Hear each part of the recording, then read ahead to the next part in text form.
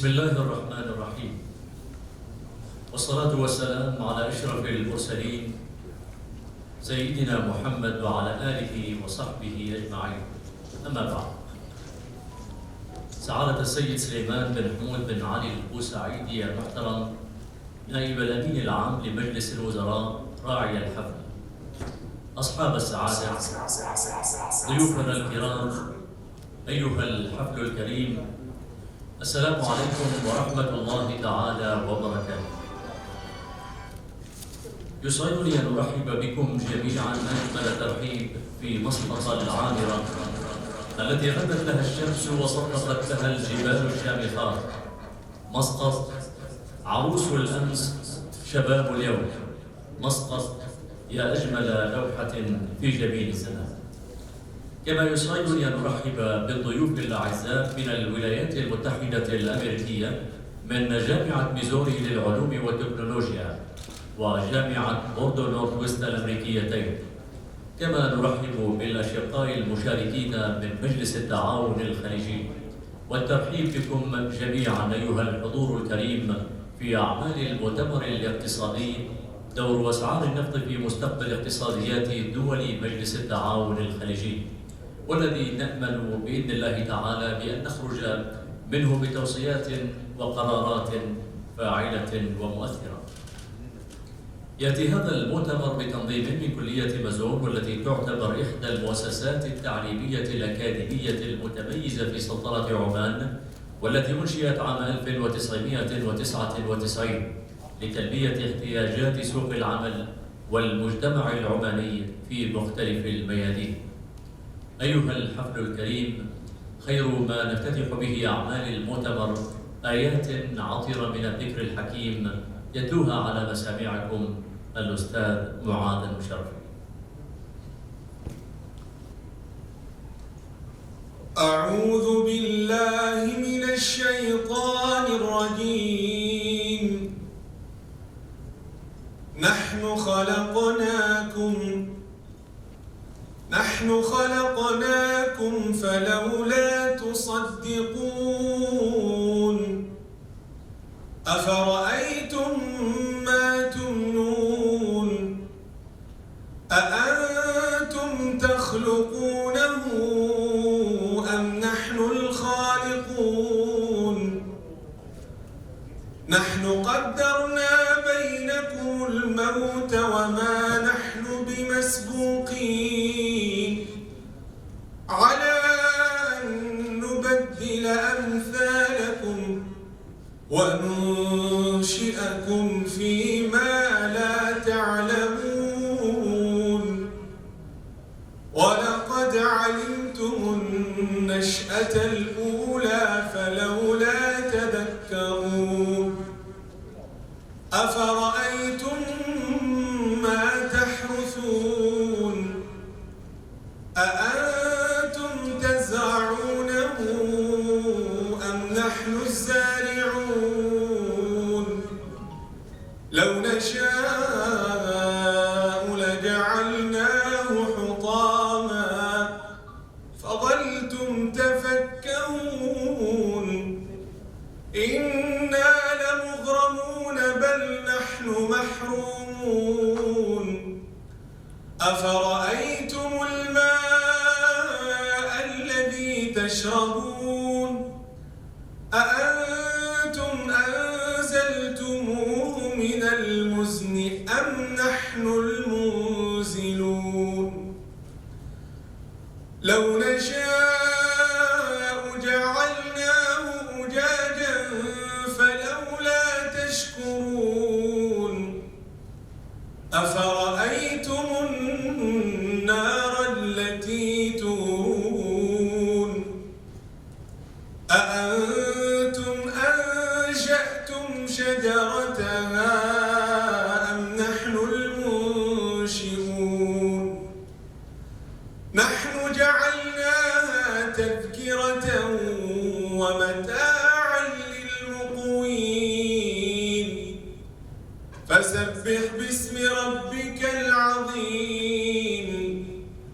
فلا أقسم بمواقع النجوم وإنه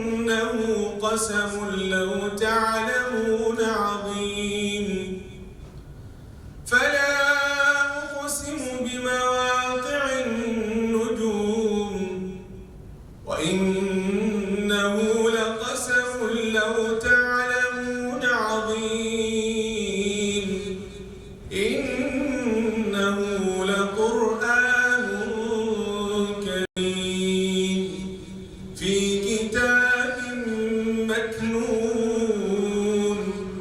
لا يمسه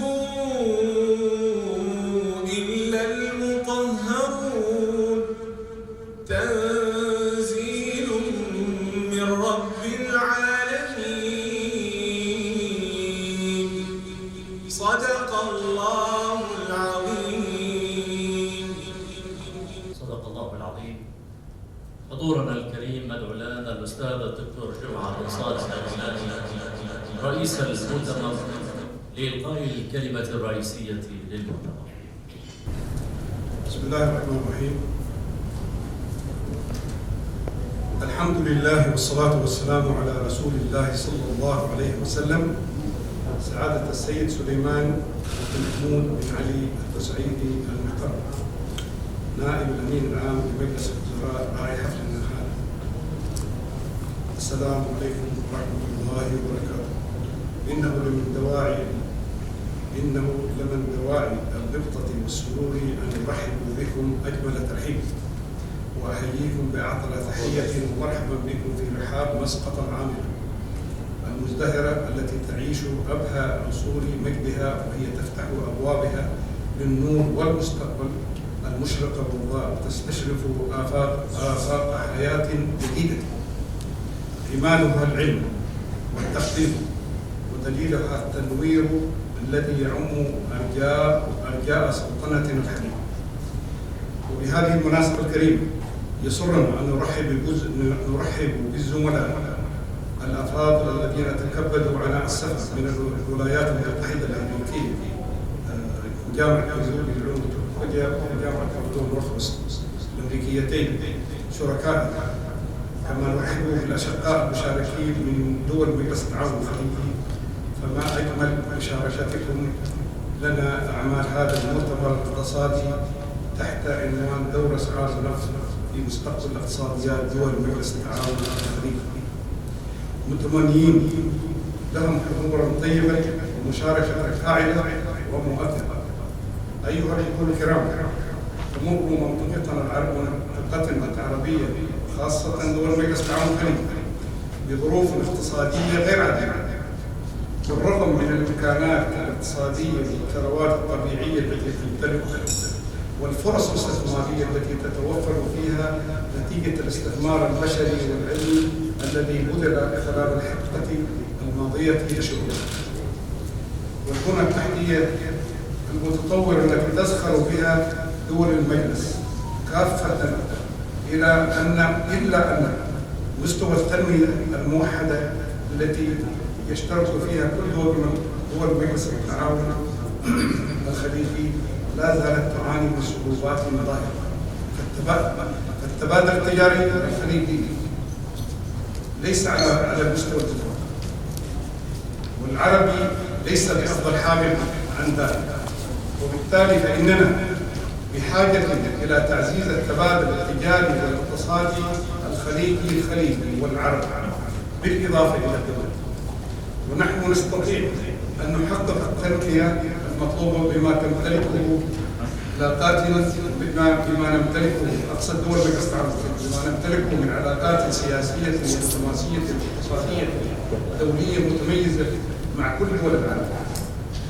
وليس لدي أدنى شك أن عمان بحكم العلاقات المتميزة الدولية يمكن أن تحقق الأفضل في كل المجالات لو تضافرت كل الجهود على خطى رجل واحد، هو السلطان هيثم بن طارق المعظم حفظه الله تعالى، الذي يسير على خطى المرحوم السلطان قابوس رحمة الله عليه الواسع.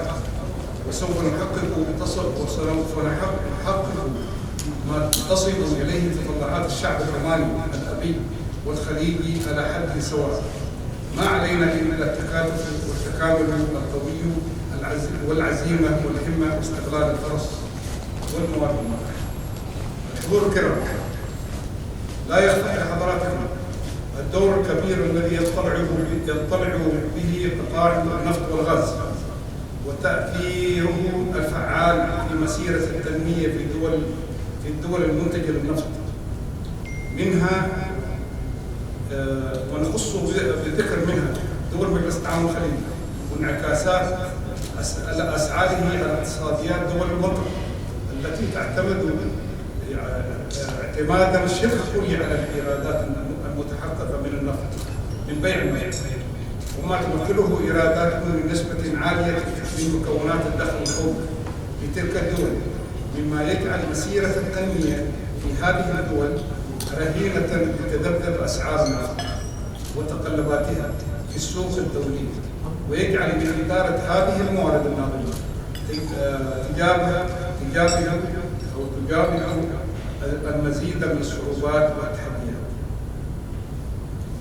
إن موجات ارتفاع أسعار النفط خلال فترات زمنية ليست متباعدة شهدتها العقود الأخيرة قد دفعت بالعديد من الدول المنتجة للنفط إلى زيادة الإنفاق الحكومي وارتفاع المصروفات بنسب كبيرة، مما أدى إلى خلق أزمات اقتصادية كبيرة داخلها تمثلت في عجز اقتصادات تلك الدول من موجات الانخفاض الحاد في أسعار النفط الذي شهدته السوق النفطي، وجعلها تواجه أزمات اقتصادية واجتماعية ذات تأثيرات سلبية على مجمل حركة الاقتصادية، مما يستلزم أن تعيد الدول النفطية الخليجية بما فيه السلطنة على وجه الخصوص النظر في سياساتهما المالية واتباع إجراءات عقلانية تحد من تأثيرات أسعار النفط وتقلباتها على خطط التنمية بما فيها تقليل نسبة اعتمادها على الإيرادات المحققة جراء النفط، يعني بيع النفط والغاز، وأن تعمل هذه الدول على تعزيز التبادل التجاري والاقتصادي فيما بينها خلال المرحلة القادمة، خاصة في ظل تذبذب أسعار النفط في الأسواق الدولية بسبب التطور العلمي والتكنولوجي الهائل اليوم في عالم اليوم، الذي يسعى إلى تعزيز سياسة الاكتفاء الذاتي من خلال الاستثمار الناجح في المصادر الطاقة البديلة بدل البترول، الذي أصبح تحت قبضة التطور العلمي الهائل في مجال الطاقة البديلة التي تشكل البديل الأفضل، بعيدا عن سياسة تسعير النفط تحت قيادة منظمة الأوبك التي تأسست في الخمسينات في عام 1959. طبعا مع كل احترام وتقدير، الأوبك قامت بدور خلال المرحلة الماضية، ولكن المرحلة الماضية تختلف عن المرحلة اليوم، فلا بد من إعادة النظر في كل ما ذكرت. ولذا فإن مؤتمرنا العلمي هذا سيناقش العديد من الموضوعات ذات الصلة بالنفط والطاقة وأسعار النفط والعوامل المؤثرة فيها وتأثيرهما على خطط التنمية في دول مجلس التعاون الخليجي المنتجة للنفط. أيها الحفل الكريم، يسرني مرة أخرى أن أرحب بكم جميعا في أعمال مؤتمرنا العلمي الدولي، متمنيا لكم السداد والتوفيق وطيب الإقامة لمن حضر بيننا من خارج السلطنة أو من خارج الحدود أو من خارج مسقط، ونرجو أن يكلل مؤتمرنا بالنجاح وتحقيق الأهداف المثلى التي نسعى جميعا لتحقيقها. والسلام عليكم ورحمة الله وبركاته.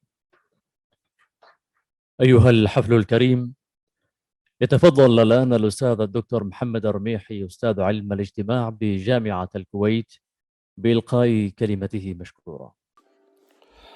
بسم الله الرحمن الرحيم.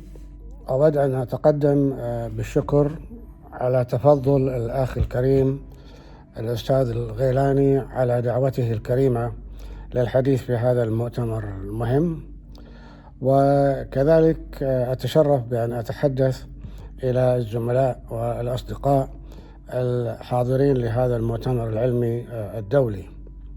الموضوع هو أسعار النفط ومستقبل الاقتصاد في دول الخليج. أود أن أبدأ بالقول بأن النفط كما كتب كثيرا في هذا الموضوع من عدد من المثقفين والاقتصاديين الخليجيين أنه سلعة ناضبة، وبالتالي أهمية الاستفادة منها بالحد الأقصى. وقد وجدنا بأن هناك تذبذب في أسعار النفط صعودا وهبوطا في على الأقل النصف القرن الماضي. إلا أنه من جهة أخرى فإن الاستفادة دول الخليج من أسعار النفط ومن مداخيل النفط كانت أيضا استفادة واضحة.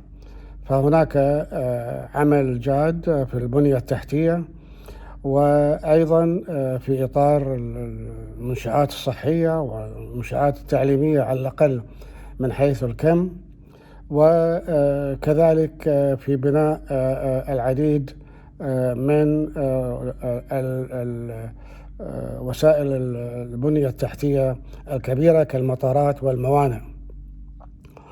وطبعا هناك إخفاقات في هذا الموضوع لعلها في تقديري المتواضع، ولكن من حيث الكيف نحتاج إلى عمل جاد فيه. أسعار النفط هي كما قلت متذبذبة، وقد حضرت أنا في حياتي العملية أن سعر البرميل وصل إلى حوالي 80 وأكثر دولار، وانخفض إلى 10 دولارات وربما أقل. فإذا هذه سلعة تخضع للعرض والطلب، وأيضا تخضع للمنافسة العالمية والمصادر البديلة للنفط. توقعاتي في المستقبل القريب بعد هذه الجائحة الصعبة التي مرت بها الإنسانية بأن النفط سوف يتعافى. أقصد أسعار النفط سوف تتعافى، وربما تصل إلى حوالي 70 أو 80 أو ربما أكثر للبرميل الواحد. معنى ذلك بأننا مقدمين على دخل مرتفع لكل دول الخليج. إلا أن الخطط قد بدأت بالفعل لما يسمى بالمصادر البديلة للنفط. فهناك مشروع عظيم وكبير في تقديري في المملكة العربية السعودية، وهناك أيضا مشروع في عمان، وكذلك في الإمارات، وإلى حد ما في الكويت وقطر والبحرين. فالقيادات هنا واعية لأهمية أن يكون هناك عمل جاد لمصادر مختلفة في الاقتصاد الوطني عن النفط.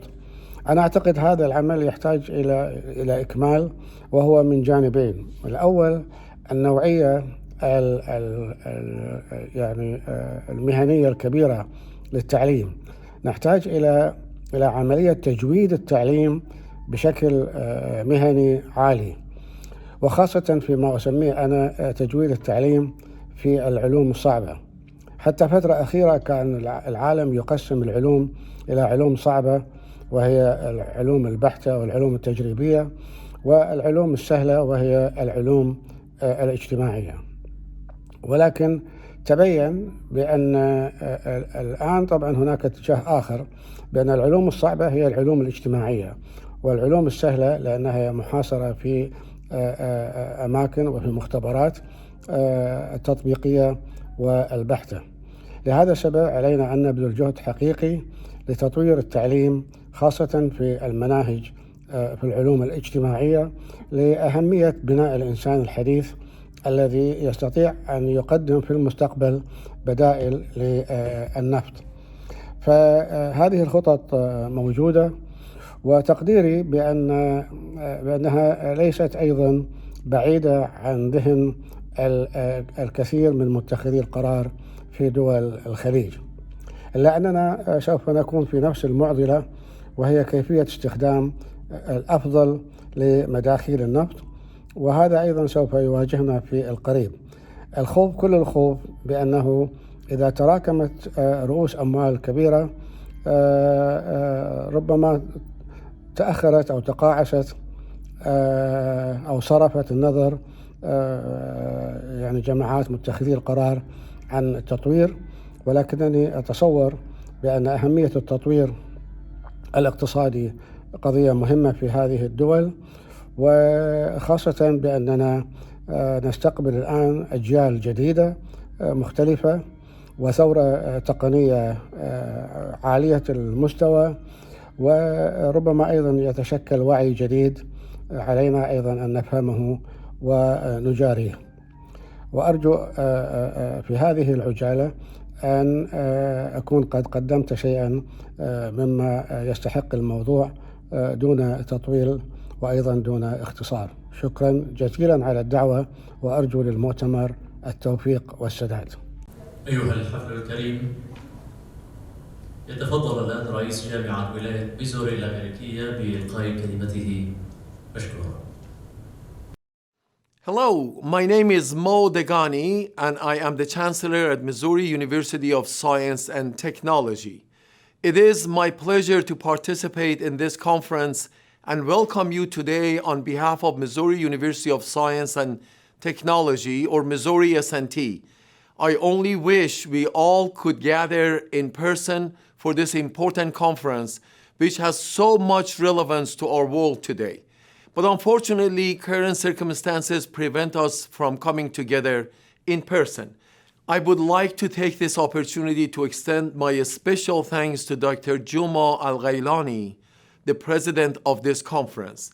At S&T, we take great pride in our affiliation with Mazoon College, which began 21 years ago, and are very honored to take part in the higher education process in Oman.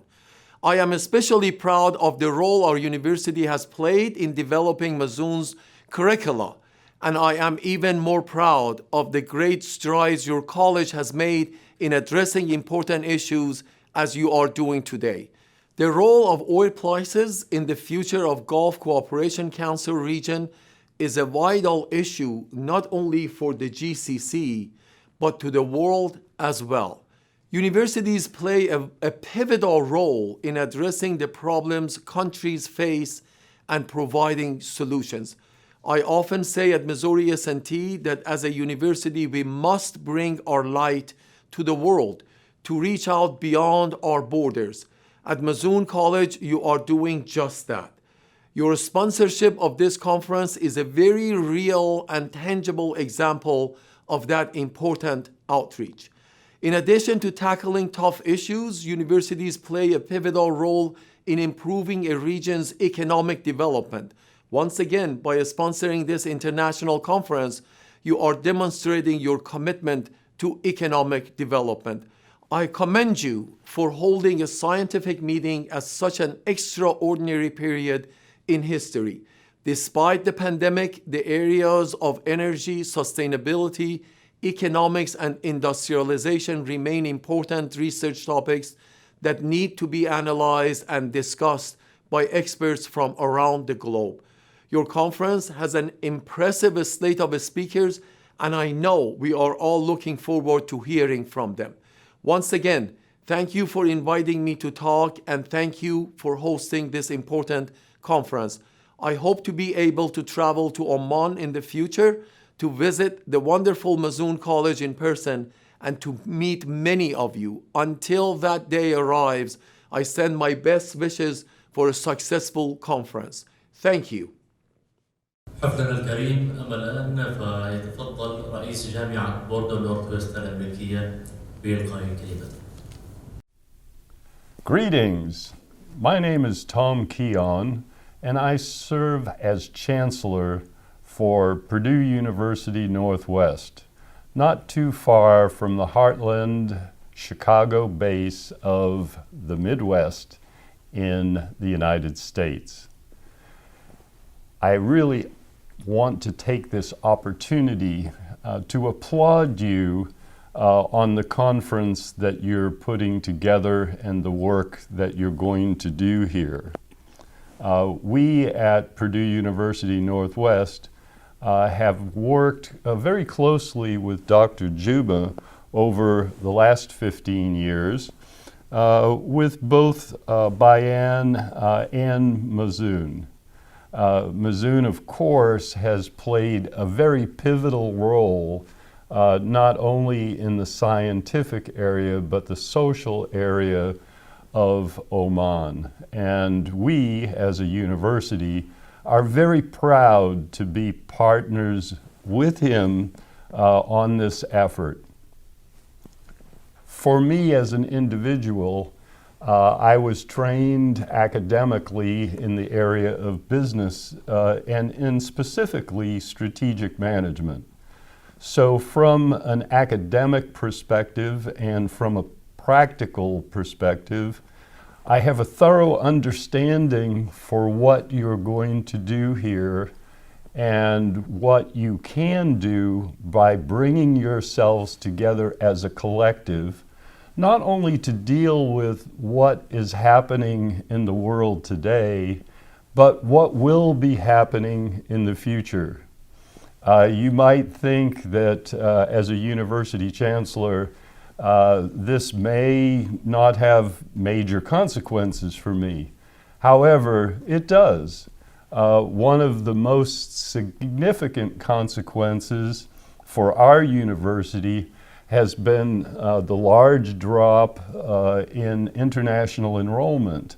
Of course, most recently, it's been the unfortunate COVID virus, which has impacted tremendously our international student population. But leading up to COVID, we could see that the price of oil and what was happening with the price of oil had yet another dramatic impact on the reduction of our international students. So as you are planning to work together and to work toward the future for oil, know that people like me and our university are very, very dependent on what you're going to talk about here, and specifically what the outcomes will be from what you've been able to achieve. It is, of course, a wonderful opportunity, and I applaud Mazoon and Dr. Juma for bringing you all together to do this vital work to help you and the world become a better place to live. So enjoy your conference. Thank you.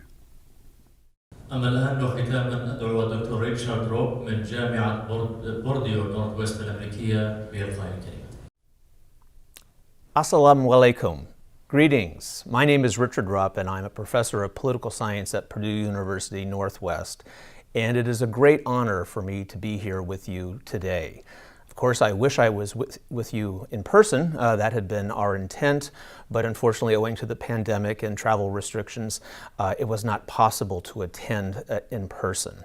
That said, as soon as I can be back in Oman, I will. I've been making regular visits to Oman for the last 15 years. It is in many ways a second home for me, and so I wish my friends who are listening and my colleagues who are listening all good wishes. A special thank you to the conference organizers who have worked closely with Purdue Northwest in bringing our presentations to you, and of course my colleague and dear friend of many years, Dr. Juma Al-Ghani, and his family. I send you my greetings from myself and my family. I know this important conference has drawn many experts from around the region. Mazoon College's role in hosting this conference and organizing this conference is truly a testimony to Mazoon's presence in not only Oman, but in the region and in the greater Middle East. In 20 years, Mazoon has become an extraordinarily important player on so many levels, and it is Purdue Northwest's great honor and privilege to be associated with the continuing journey and the continuing growth of this great institution. Over the years at Mazoon and at Beyond College, I've spoken on many topics. Today's conference, the title of which, of course, is The Role of Oil Price and the Future Economy of the GCC region, is especially timely and important.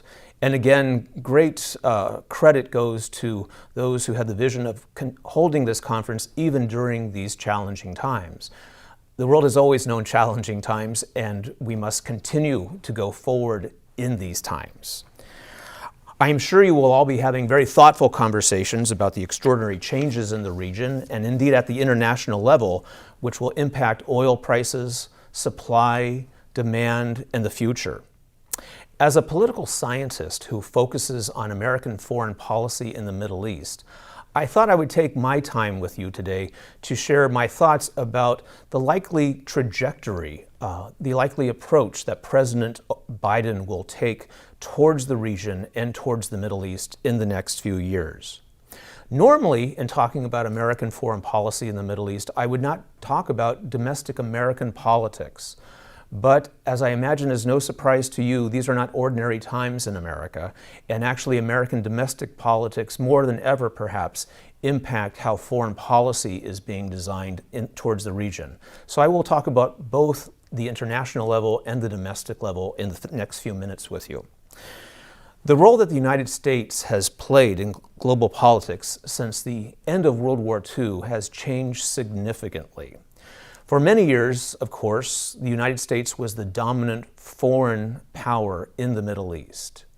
Following World War II, America's interests, as you all know, centered on the affordable flow of oil, the containment of the Soviet Union, maintaining a balance of power amongst the major states in the region, and providing security assurances to the State of Israel. Since the end of the Cold War, the position, the power, and the reputation of the United States in the region has changed markedly. America's foreign policy priorities in the region, in the greater Middle East, in the last 2 decades, have not met considerable success. A 20-year engagement in Afghanistan, a war initiated by the United States in Iraq that is in the United States today compared to the American involvement in Vietnam, the Syrian conflict and the subsequent refugee crisis, Libya, Yemen, and the ongoing conflict with Iran. For Americans on both sides of the aisle, Republican and Democrat, it is difficult to look at these policy initiatives and see them as having borne a great deal of positive change. President Biden, who knows the region and the Middle East very well and has visited many, many times, seems intent upon reducing America's political, economic, and military presence in the greater Middle East. I believe this view is shared by majorities on both the Republican and the Democratic side of the aisle. The reasons for this change are manyfold. First, as noted above, America is absorbing 20 years of initiatives that have not been particularly successful from the perspective even of Americans. They have been very costly in American lives and American treasure, and have been costly to the lives of the people in the Middle East. Although America, I believe, truly tried to effect positive change. Second, the Cold War factors that kept the U.S. engaged in the region are largely no longer present. Certainly the Soviet Union no longer exists, and Russia does not pose the level of engagement that Moscow was able to seek during the Cold War years. As noted above, American efforts at the balance of power have not proven particularly successful. And America's relationship with Israel is changing as well. I'll talk about that in a few moments when I talk about domestic American politics. And lastly, and very importantly, particularly for the conference today, there have been extraordinary changes in the economics and the politics of oil, both in the region and internationally, and particularly in the United States. Today, America is back as one of the world's leading fossil fuel producers. The cost of renewable energy is dropping and dropping sharply, and major investments are being made in wind and solar energies and other renewable sources. Electronic vehicles dominate new production in the automotive sectors. American corporations are spending greatly in green technology. And the effects of global warming are lending urgency to a shift away from oil. Let me now turn briefly to American domestic politics.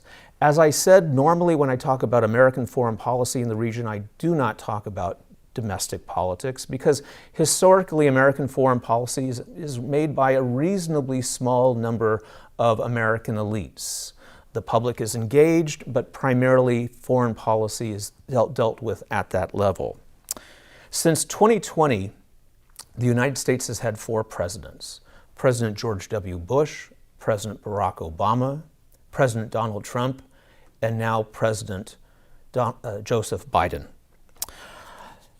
The differences between these men in their policies and their conduct is extraordinary, and we've seen huge swings in American domestic politics and international politics during these 4 administrations. The difference between Barack Obama and Donald Trump, the difference between George W. Bush and Joseph Biden are really quite extraordinary. And it's no wonder the peoples of the world watch American politics and wonder what's coming next. Well, as you all know, my country is gripped by deep racial, social, economic, and political divides. Never in my lifetime, I'm 57, have I seen an America quite like this. There is no longer a broad, bipartisan consensus on American priorities or even, sadly, American values. I am an educator, and facts are at the base of what I do for a living. Unfortunately, now in America, it seems that we have individuals who do not share a common understanding of basic facts. Unfortunately, people seem to have their own facts.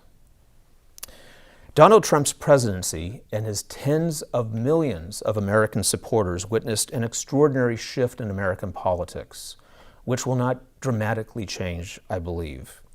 Donald Trump is no longer in the White House, but his views are widely shared and widely opposed. Joe Biden was elected in part to heal America's wounds, not all inflicted, of course, by the previous president. Biden is the sort of president the Middle East has known since the days of Harry S. Truman in the White House. Still, America has changed. The U.S. is not the power it was under Harry Truman, under John Kennedy, or even under Ronald Reagan. The new emerging power, of course, in the world is China. And China will dominate President Biden's foreign policy in the next few years, not the Middle East. President Biden is clearly focused on domestic American politics. He has proposed the most ambitious domestic initiatives since Franklin Delano Roosevelt. Over $6 trillion have been proposed for a range of initiatives: infrastructure, healthcare, jobs and housing, education, and of course the pandemic.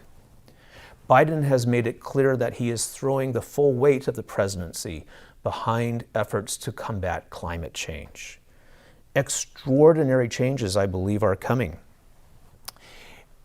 The changes that President Biden has advocated, interestingly, are largely supported by the American people.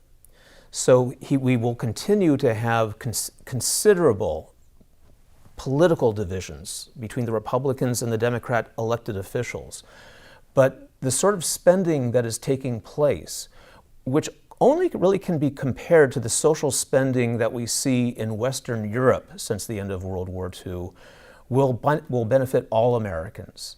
And in this regard, like President Biden, who is an optimist and a man who sees the glass as half full, I like to think of the world as being an optimistic place so our young people can have very bright futures. In the Middle East today, the priorities for President Biden are not great, but rather few. First, engaging Iran, or I should say re-engaging Iran on the nuclear question. The United States will also quietly, if not publicly, be encouraging and supportive of the current efforts to ameliorate and improve relations between Saudi Arabia and Iran. The United States will keep a steady eye on China's growth in the region, but it will not seek, in my opinion, to significantly check China's growth. And then there is Israel. We all have been watching in the past 2 weeks as the Arab-Israeli, the Palestinian-Israeli conflict has surged yet again. There's very little, frankly, that President Biden will do to be able to affect this conflict. Prime Minister Benjamin Netanyahu had a particularly conflictual relationship with Barack Obama, and it remains to be seen what his relationship will be with President Biden. But there has been an interesting shift in America that you may not have witnessed in the last 2 weeks, because I think your focus, understandably, is on the more immediate crisis. There have been conversations within the Democratic Party, and both parties historically have been staunch supporters of Israel, as you know, but there have been conversations in the Democratic Party truly questioning America's commitment to Israel during these times. As you know, America has been gripped with very serious racial conflict in recent years, particularly this past year. The Black Lives Matter movement in the United States is supported by tens of millions of Americans. And what I've noted happening in the last 2 weeks is that many Democrats are beginning to say to themselves, just as America cannot tolerate violence against African Americans, America cannot tolerate Israel's violence against Palestinian civilians. These are extraordinary times that we're living in, and these are the events that I think will begin to shape a new period in American politics, both domestically and at the international level. That said, the world will continue to need oil, and in great quantities. The politics of will intrude upon your conference. That's what I'm doing today, I suppose. I'm entering from the political side, not the economic side of oil. But politics should not intrude too severely into your work. Thoughtful conferences like the ones you are holding will help the region plan for the future. Chancellor Tom Keon, who I believe you've heard from at Purdue Northwest, always encourages his audiences to embrace change. He sees opportunities for growth and innovation everywhere. The changes, frankly, that the pandemic brought to Purdue Northwest and to Mazoon University were extraordinary. But what we have done in the last year is, frankly, embrace these challenges and embrace the change. And I can say, after a very hard year, we look forward to being on the other side of the pandemic, a more vibrant, nimble, and innovative university, including the use of technology. Just the young people who I'm working with this morning, who will be sending this video to you within a few hours, has been an amazing transformation that we've been making at the university. I regret that I am not there with you personally over the next 2 days. I would very much enjoy having lunch and dinner with you and sharing my thoughts, and more importantly, hearing your thoughts, because my knowledge of the region comes from you, not so much from me. It would also be my pleasure to share with you in conversations my great pride in PNW's association with Mazoon University and the many faculty and administrators and, of course, Dr. Juma, who have made this such a wonderful journey for Purdue Northwest. When I look back on my career, I will consider the work that I've done in Oman one of my greatest accomplishments and privileges. Thank you all so much, and I do wish you all the best. أيها الحفل الكريم، نبقى الآن وإياكم مع هذه المادة الفيلمية.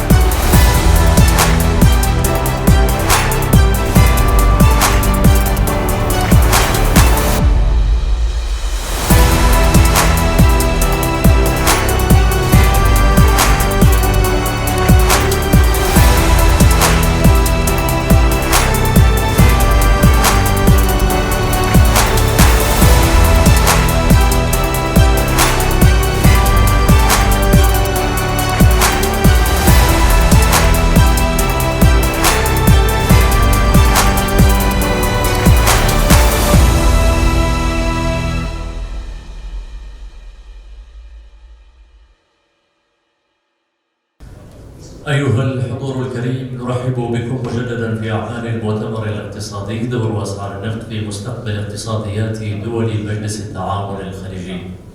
تشتمل أعمال المؤتمر على 3 جلسات، تتضمن الجلسة الأولى عدة أوراق عمل حول العلاقة بين الطاقة والتنمية، وملاحظة شاملة عن السببية والارتباط والتقارب في الأبعاد المختلفة للروابط بين الطاقة والاقتصاد والبيئة، واستكشاف النطاق المستقبلي لتطوير الطاقة المتجددة كمحرك للنمو الاقتصادي في السلطنة. أما في الجلسة الثانية فستناقش عدة موضوعات أبرزها أسعار النفط العالمية واقتصاد الشرق الأوسط والجيل القادم من الطاقة النووية في منطقة الشرق الأوسط، والمسؤولية الاجتماعية للشركات والنفط والبيئة والطاقة الخضراء، والتطورات في تهجين الطاقة من أجل إمداد مرن، وتأثير الطاقة المتجددة وغير المتجددة في البيئة. تناقش الجلسة الثالثة موضوع تأثير أسعار النفط في الأداء الاقتصادي الكلي للسلطنة واقتصاديات الطاقة في دول مجلس التعاون، وأثر استخدام الوقود الأخضر كبدائل على أسعار النفط وعلى اقتصاد السلطنة، وأهمية إزالة الكبريت من الخلايا الهيدروكربونية في صناعة البترول والتنويع والاقتصاد النفطي. نبدأ الآن أعمال الجلسة الأولى من مؤتمرنا. We will start the first session of our conference now. Hello, everyone. My name is Greg Regalis, professor at the University of Missouri of Science and Missouri University of Science and Technology. Okay, good. And Missouri University of Science and Technology. I was chair of the economics department there for many years, and still work as a chancellor's professor. Probably my most important and exciting and heartfelt experience I had as an academic has been my work with Mazoon College. Just a real brief history. I was involved with back in 1999. Dr. Juma Al-Galani came to see us at Mazoon College, from Mazoon College, to talk to us at Missouri S&T about the possibility of us supporting a school for women for educating in a number of areas that were not engineering focused, but instead were social science, business, and others. Along with Dr. Jeannie Hofer, who was the Director of International Affairs, and Dr. Bob Davis, who was the former Dean of Engineering, we worked to develop curriculums. And we had students, I think, in 2000, maybe 2001, starting at the school. I served as the Dean of Mazoon College for 1 year, from 2003 to 2004. My children and my wife came with me to Oman. My children went to school at Tizem, and my wife coached soccer while she was here, and we had an amazing experience. Oman is the center of me in many ways, and it's a beautiful place, and I feel this is my second home being here. So I wanted to talk about that a little bit with you to give you some history on my experience here. We're also, I'd like to comment, we're very grateful for our partners also at Purdue Northwest. They have worked with us also since they joined the team at Mazoon, and we're very happy to be with them as well. Today we have 3 talks associated with the overall goal of our conference, which is on the role of oil prices in the future economy of the GCC region. These talks are, we have them up here. Look at these real clearly, but we have the first talk is titled on the relationship between energy and development, a comprehensive note on causation and correlation. And our authors are Dr. Reza Fathola Sadeh Agdam, Nisar Ahmad, Amjad Naveed, and Barak B. Azar. And Dr. Adam will be the speaker. So let me just talk briefly about the abstract of the first talk on the relationship between energy and development, the comprehensive note on causation and correlation. The abstract is Kraft and Ferguson et al. Are two highly cited studies on the relationship between energy and development. These are two seminal empirical papers touching upon the notions, very important notions in economics, of causation and correlation, respectively, as far as energy economics is concerned. This study is a comprehensive note of those notions' interconnectedness by revisiting both studies thoroughly and globally. None of these studies has ever been revisited at a global scale to the best of our knowledge. To this end, we firstly reviewed deeper conceptual and philosophical concerns toward causation and correlation for drawing a clear distinction between true and spurious causation correlation. We then developed a novel method in excluding spurious measures from the true ones. We also statistically test several hypotheses if there exists any significant difference in energy affluence correlation coefficients across income groups.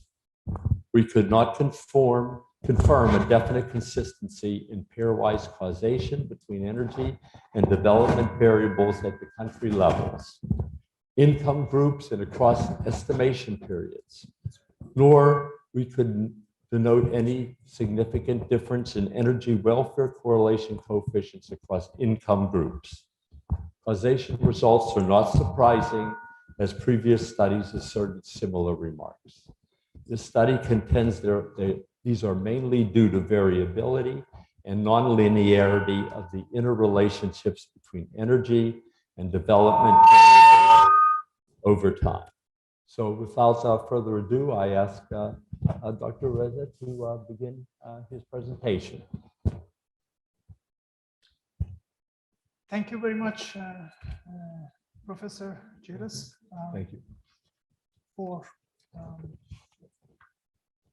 introduction. I would like to also thank you, Dr. Joma, for giving us this opportunity on behalf of College of Economics and Political Science, Sultanate University, to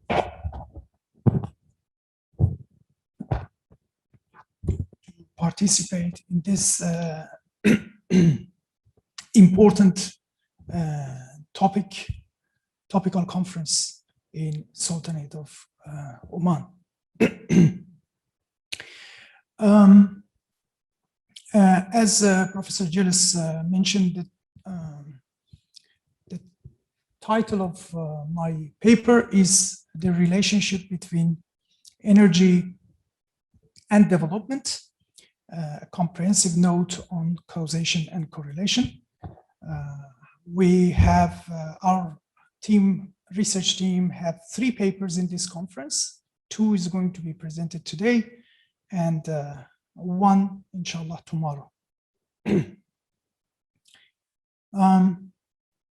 The presentation outline is that I'm going to go through the motivation of this topic, which is very related to the topic of the conference, the price oil and the GCC economy.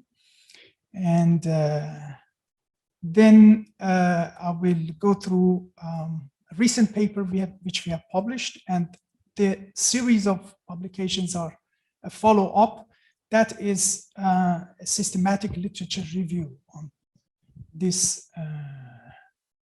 topic, energy and welfare nexus. And then I split the, we discovered in that systematic literature review 2 papers, K and K I would call it, Kraft and Kraft, 1978, and then Ferguson et al. 2000, which each one is focused on causation and correlation aspects of. And then in the paper, we'll go deep into the conceptual and philosophical understanding of this topic, and then data consideration and methodology. And I will be very selective in the results and will provide the conclusion. Well, energy is known as the engine to the growth, and this brings the importance of understanding interrelationship between energy and the welfare of the people's prosperity. This is well coined as the energy welfare nexus. It's got other aspects like energy output, energy economy, energy growth, but we called it in this paper energy development. Although the notion is very contemporary and its policy implications is still watched by the researchers and academia and the policymakers, but the root cause of this topic come to the heart of the economics discipline is going back to the 1970s, which two new sub-branch of economics emerged: energy economics and environmental economics. And the Professor Richard Robb from Purdue Northwest University explained the international implications of this. I would like to also flash back briefly that this oil crisis of the 1970s actually was a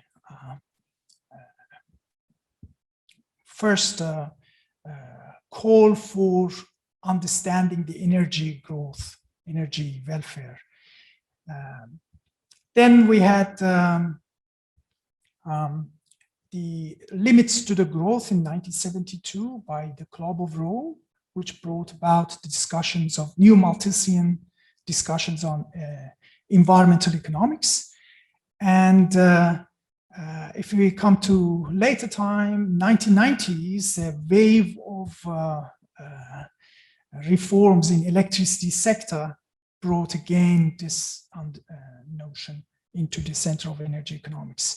And when I put it in the very gray one, which is very important, but it's a little bit deviating from our focus, and that is the role of money, energy money. And we had Bretton Woods Agreement from 1944 and up until 1971.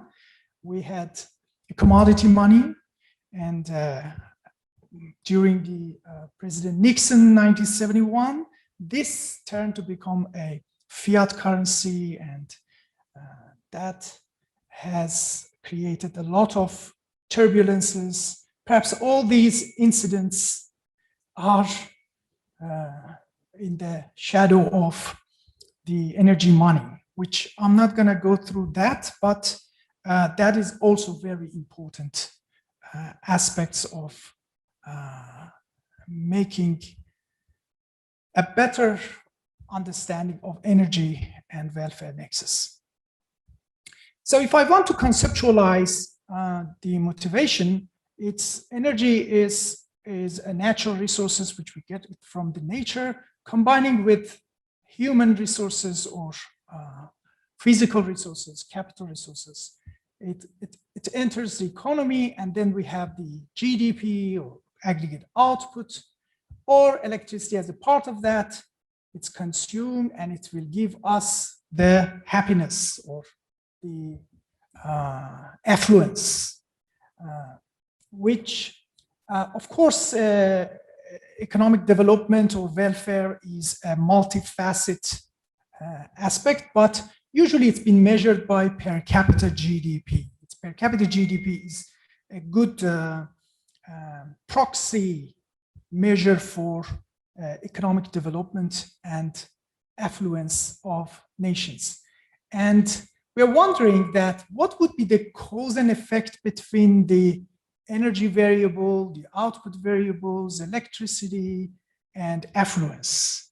Would it be possible to have a sustainable growth in the people's affluence, like perhaps Scandinavian nations, that it's been growing very sustainably? Or would there be, what would be the significance of the energy in creating a sustainable growth in economy? And here we have two flows of feedback flows of energy going back to the environment, nature. Is the first is the, I call it positive R as a refreshing, renewing, or discovering new sources of energy from the, and by the way, this energy contains, usually in the literature, it only contains of energy carriers such as oil, gas, solar, but it may also consist of other mineral resources and natural resources which we are getting. And this, if we get richer or more affluent, we can go and discover more and make our growth more sustainable. However, there is an entropy to the economic system, which is counterproductive, or it's in the nature of every physical actions, production, consumption included, that it's degrading our environment and it's creating a problem. So we might have actually less of this due to the environmental degradation. And the sustainability of growth in the economy or growth in the people's welfare is subject to how this system works and how we can provide a good explanation for that. So the motivation comes from here, and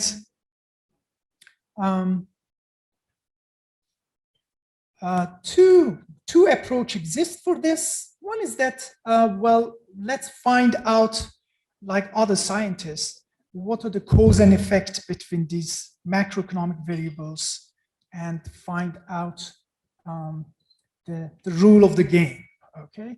And this is called causality analysis. And the first seminal paper, which published in 1978, is, we call it here K&K, Craft and Craft. It was very, made a very profound, oops. The other aspect is the use of correlation analysis. The correlation analysis, every economics or statistics students, the first thing when we give them assignment to go and calculate the correlation, and correlation is very, it shows the mutual bond between variables. When Dr. Nisar and I were basically doing this research, I already told him that there are already several literature surveys done in this area, and already we founded 6 of them, and how we can basically make a new contribution. But with the help of the new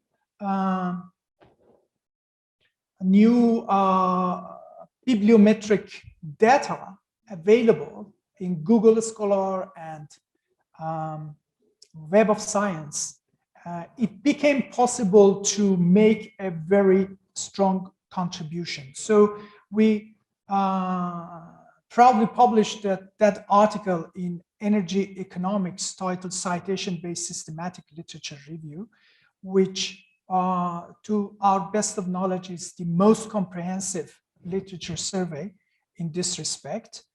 And it's, we actually picked up the most influential papers and went through the in-depth understanding of how they have elaborated that topic of energy growth nexus. And this is was nice to show you the diagram of how the cumulative number of papers have drastically improved. The first paper we observed was in 1968, which I was born, and this was a theoretical article. And the first empirical studies of energy output nexus was the Kraft and Kraft 1978, and the first and still the sole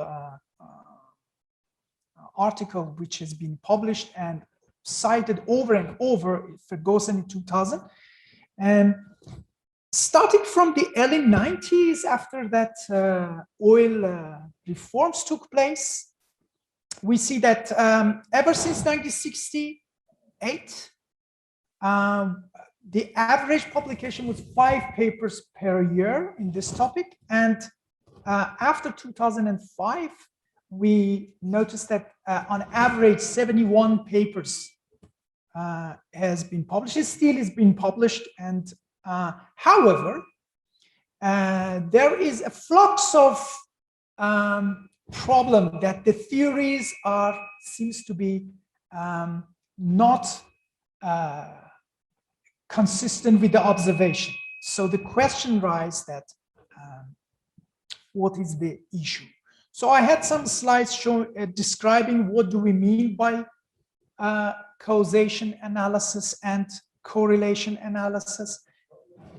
In the causation analysis, we are wondering what would be the direction of which one is causing which. If you're having output in the one side and the energy as the input, is it the energy which drives the growth, or is it the opposite? Is it the growth which proves energy use? So the direction is then we would have 4 potential causality relationship known as growth hypothesis, conservation hypothesis, feedback hypothesis, which is bidirectional, and neutrality hypothesis. Actually, the Kraft and Kraft paper was only 3 pages long, but as of July 2020, it was cited nearly 3,000 times in Google Scholar and more than 1,000 times in Scopus.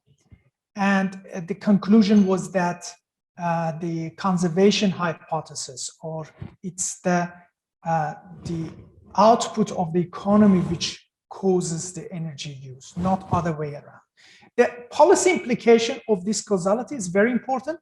In the case of conservation hypothesis, if we implement energy saving and energy conservation policies, it's not going to hurt the economy. So Kraft and Kraft was suggesting to the policymakers of the US, don't worry, even if the oil crisis has affected, if we improve our efficiency, we could still have a better growth because energy is not causing.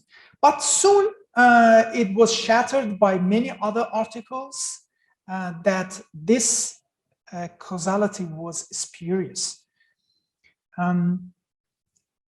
Followed by this article, thousands of papers, as I said, has been come, and the methodology has been improved. We discovered 7 waves of improvement, fundamentally improved methodology, which the Kraft and Kraft actually was categorized in the 2nd generation of the methodologies. The Ferguson paper was also attracted a lot of attention because it's becoming very making sense that if you see, is there any correlation? And as of end of 2009, in the Scopus, out of 157 citations which was made, 89% was positively citing this article, and only 18 articles, which is 11%, have criticized the article. So it gives us enough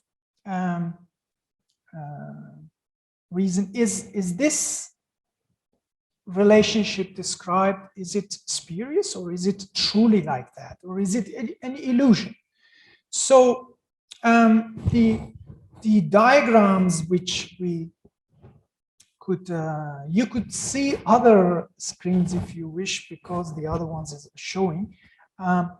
This is like this, that on the left side you would see that the electricity with the effluence, the correlation is about 98%, and for the period of 1960 to 2014 is actually reaching 99%.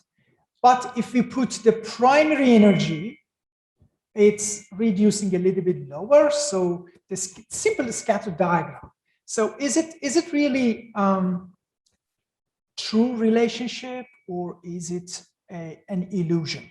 So the question is like that. So and there's a general inconsistency in the empirical analysis which was observed, and we were wondering that how we can develop a technique to demonstrate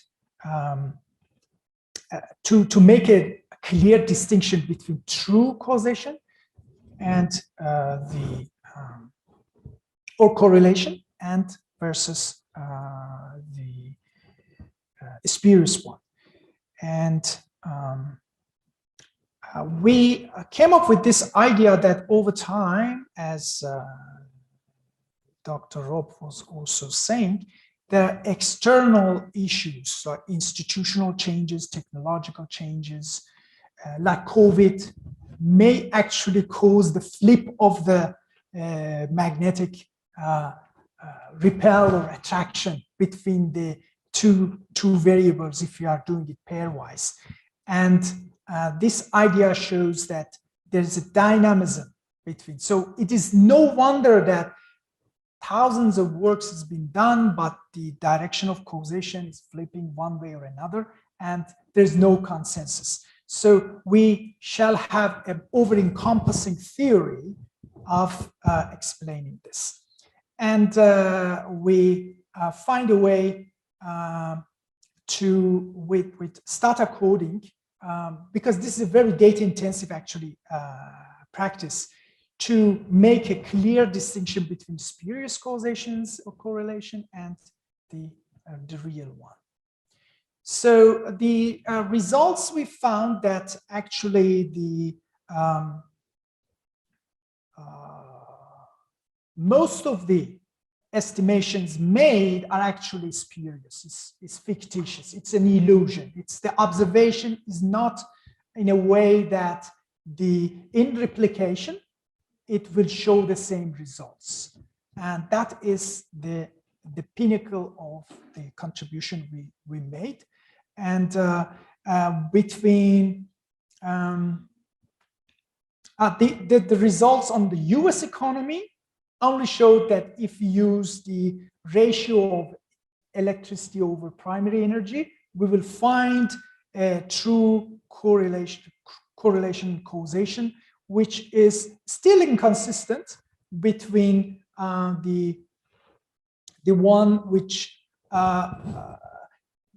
for the period of Ferguson paper, it's opposite of their results. It's energy causing the output or effluence, and for the post period, it is a feedback. And with the weighted average, we actually found that most of the data, the gray ones, are showing insignificant or spurious correlation. Although numerically they're high, but they're all statistically non-significant. With the first difference, the data are all stationary, and hence they are meaningful, but you can see that the figures are the correlation is low. So it is It's very interesting to know. And we did it with also the averaging. So we have 100 countries. So we classify them between high income group, low income group.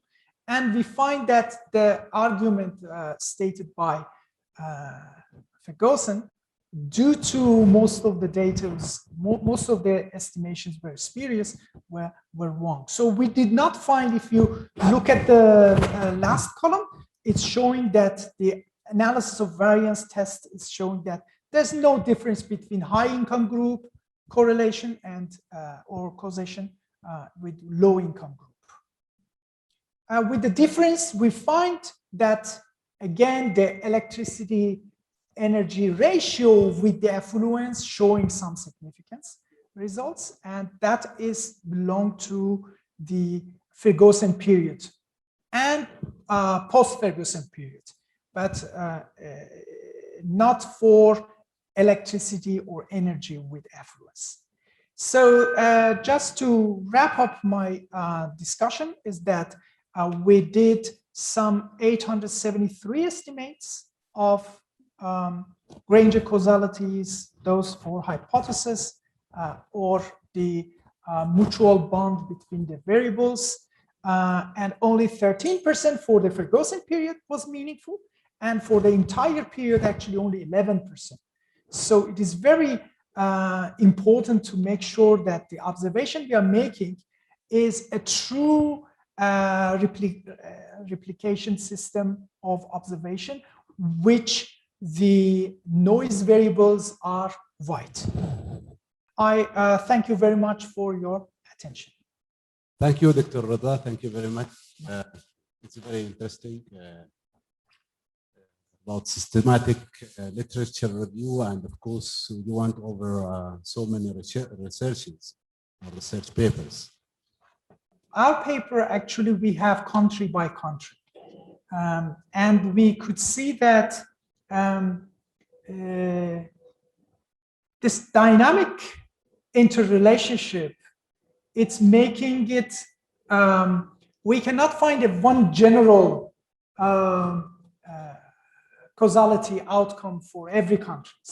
So even with one country in different periods, immediately the Kraft and Kraft paper, 1 year or 2 years after that, it was there was a revisit paper, and it was saying that this is actually spurious.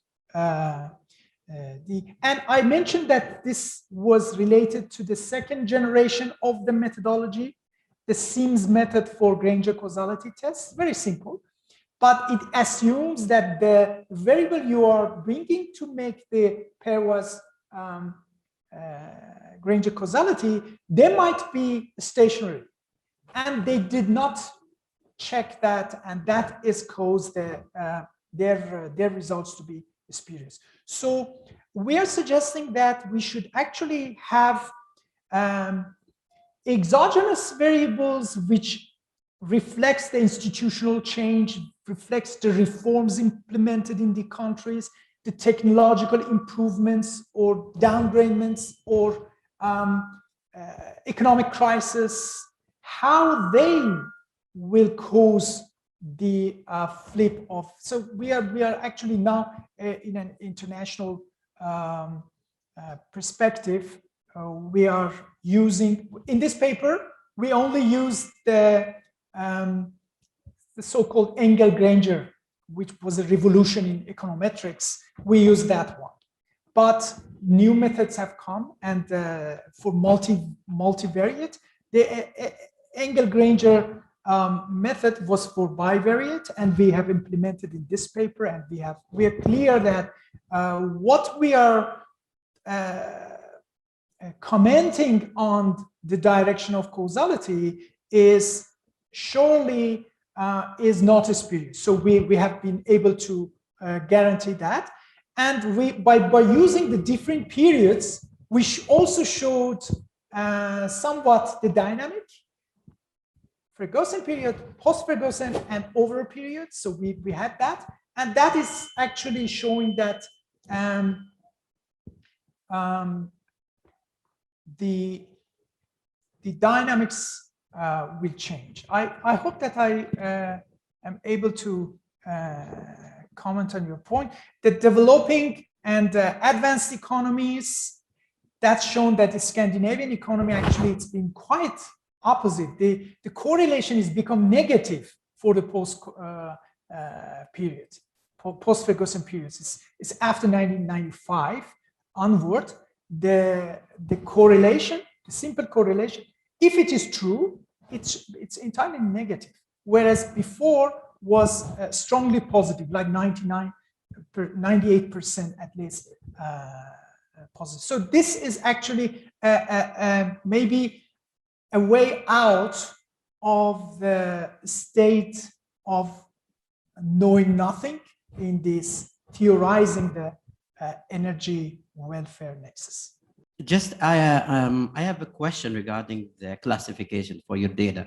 I think you said that you use like high income and low income, right? Yes. I mean, to classify countries. I mean, yes. Did you use any other classifications? And we use the classification by the World Bank, the World Development Indicators. They have a class of categorizing that if the per capita income is high income group, low income group, middle upper, middle lower. So we use that. Whereas the government was using the OECD as rich countries versus non-OECD as poor countries. So in that sense, there's a contribution in this paper as well. So that's the difference between your paper and other relevant paper in the same. That's one of the contributions, yes. Okay, thank you. Dr. Rosa, I have a question I wanted to ask. Sure. You made an observation, which I often don't see in papers about looking at energy and the environment. Yes. But we have some of the environmental damage. We like to oftentimes express that in our use of energy, our burning of fossil fuels and other things, that we cause environmental damage with these. But at the same time, there's a certain level of environmental damage which is the result of the second law of thermodynamics. Yeah, yes. And so is that, I mean, how much of do we not observing that puts a bigger negative on energy use than might be relevant? Yeah, there's this general sentiment that renewable energies, wind and solar, are going to save us. Mm-hmm. However, we know that their efficiency is low, and they are not entirely the entropy is not the minimum. So the diagram which I showed was that it's going to be sustainable as long as the entropy level is. This diagram is showing the second law of thermodynamics, is that every action we have entropy. So how we can actually make the positive R, which is discovering, recycling, to make the energy available. This is just a give and take. You take from the environment and then you dump it back. So how we can basically create a balance. And the causation thing is that would it be a white noise? So we developed this. If we have strong sustainability on the top, if all the variables within the frame of the estimation are white noise, and most likely the plus R and minus S, the entropy, are balancing off each other.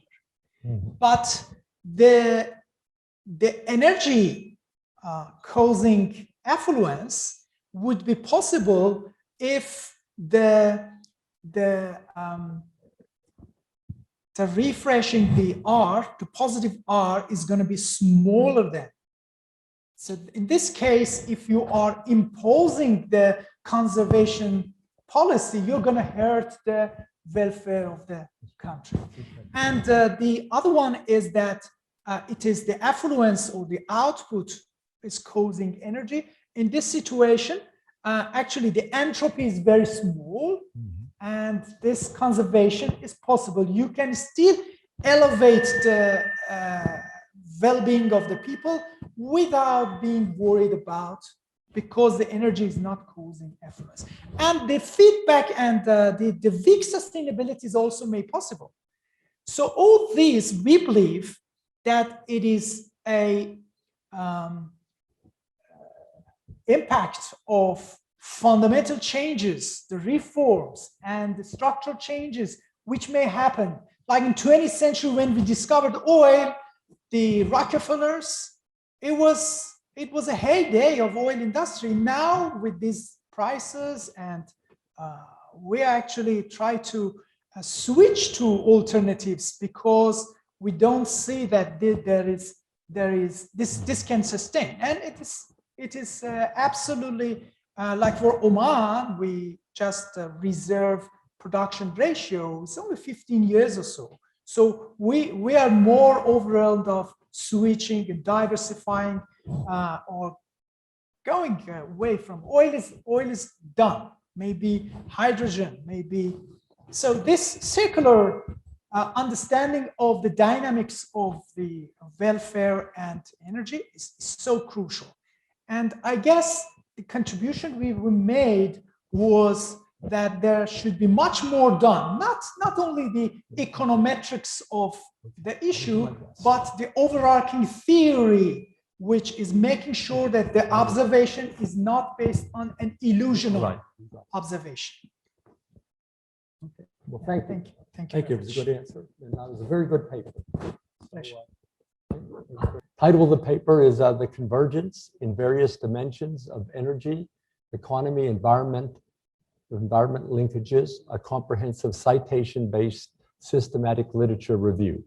The authors are Dr. Nisar Ahmad from Sultan Qaboos University, Dr. Angelika Menegaki from Agricultural University of Athens, Greece, Dr. Reza Fathola Sadeh Agdam, who we just saw present an excellent paper from Sultan Qaboos University in Oman, and Dr. Amber Naz at Sultan Qaboos University in Oman. So without further ado, why don't you go ahead and start, Dr. Nisar. Thank you. So the paper which I'm going to present here is titled as The Convergence in Various Dimensions of Energy, Economy, and Environmental Linkages. And it is actually a comprehensive citation-based systematic literature review. So the outline of my presentation is that first, I would like to motivate this paper, why this is important. And of course, this is a literature review paper, so I will be talking about different types of literature reviews we have. And then, I will be telling you how many literature reviews has been done on this particular topic, energy convergence, and why do we need a systematic literature review? What is the benefit of doing it? And of course, these systematic literature reviews are actually based on very well-defined article selection processes. And then we have to do content analysis, and we can also do citation or bibliometric analysis. And finally, I will present the conclusion. So, whenever we are doing a research, we are writing an academic paper, or if we are writing a research report, we have to do a very good literature review. Without a proper literature review, you cannot identify what is the contribution of your research. What is the motivation of your research? What are the gaps in the literature which you want to address in your paper? So this is very, very important step whenever you are doing a research. And there are many different types of literature review. The most common type of literature review is, we call it traditional literature review, or it is a narrative style literature review. And then we have meta-analysis.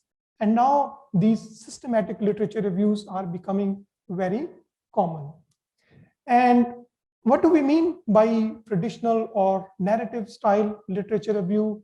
In these kinds of literature review, we summarize, we critically analyze, we evaluate, we clarify the ideas which has been presented by other researchers in a narrative style. Okay? And then we have these meta-analysis studies. So what we do in meta-analysis, we take these statistical results from various empirical studies, and then we try to analyze them in a different statistical methods. So this is called meta-analysis. And then we have these systematic literature reviews, and these systematic literature reviews are actually based on very well-defined research questions. There is a very well-defined research process, and there is systematic data extraction and data presentation. And then in these systematic literature review, we go deeper into the contents of each paper, and we actually do content analysis. And in content analysis, we can even categorize open-ended questions or things into categorizations of those open-ended questions. We explore and we evaluate them. And of course, we can also do the citation analysis in these systematic reviews. Why do we want to do citation analysis? Because we want to identify what are the main sources of knowledge. Okay, who are the main authors? What are the main journals? And what are the most influential paper in a particular field of research. So that is why they are very, very important. And let me start by asking you a very simple question. If we want to do a research paper, how do we select important papers which are relevant to our studies? Okay, any idea how do we decide about very important research paper? Of course, this is very subjective. If you are doing a traditional narrative style literature review, what you do a subjective judgment. You have a pool of 100 articles, and then you say that this is important, this is important, this is not relevant, this is relevant. So this is your subjective judgment. Okay, and one problem with these kind of subjective judgment with the article selection is that if you take the example of two researchers who are writing a paper on the same topic, if you look at their literature review, it will be very different. Why? Because they did a subjective judgment to select the articles, and judgment can be different from one person to another person. But if we replace it with a systematic way, we say that we select those articles which has been given very high rating by the academic community. Okay, so here comes the citation analysis, very, very important. Like we have 500 papers, we have 600 papers on a particular topic, and then we look at the citations and we see which paper is very highly rated by academic community. And this is very important motivation for doing systematic literature. But before going into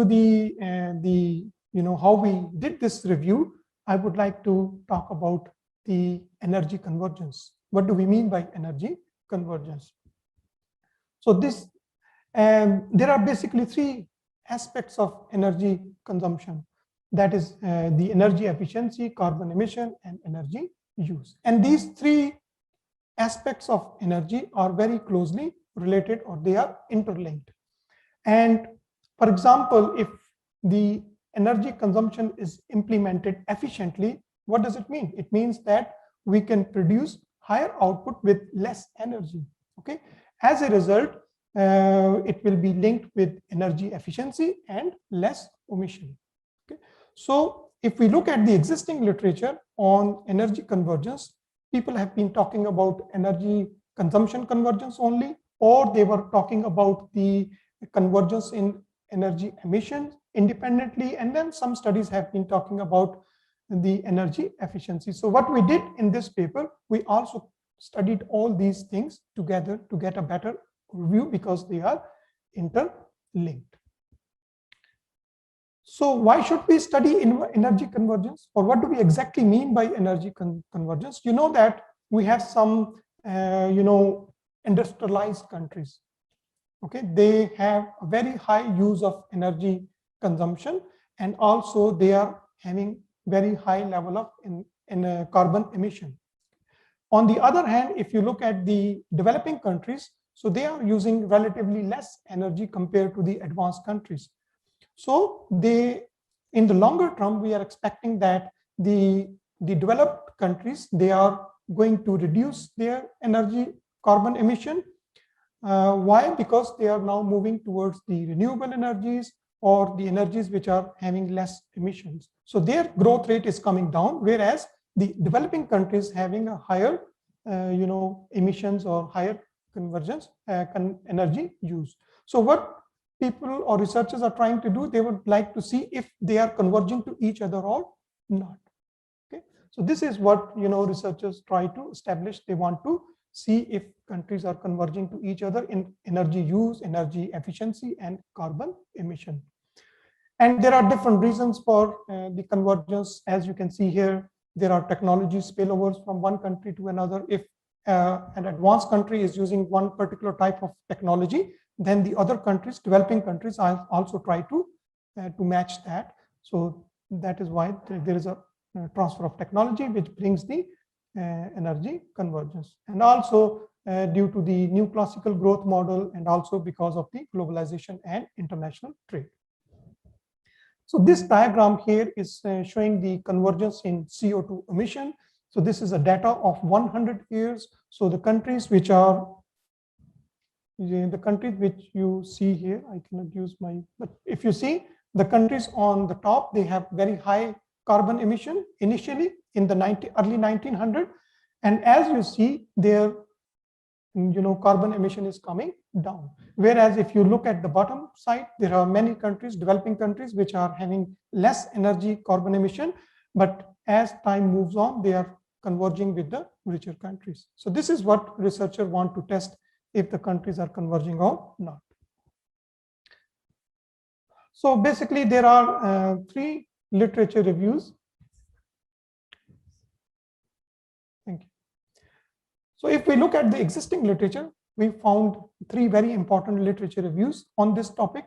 And the first one is from Peterson, 2014. It is a traditional literature review, and they were trying to look at the key findings of the literature until then, and then they were trying to present some results from those studies. And then we found one meta-analysis on energy convergence, and again, in meta-analysis, they were trying to explain the statistical results from different studies.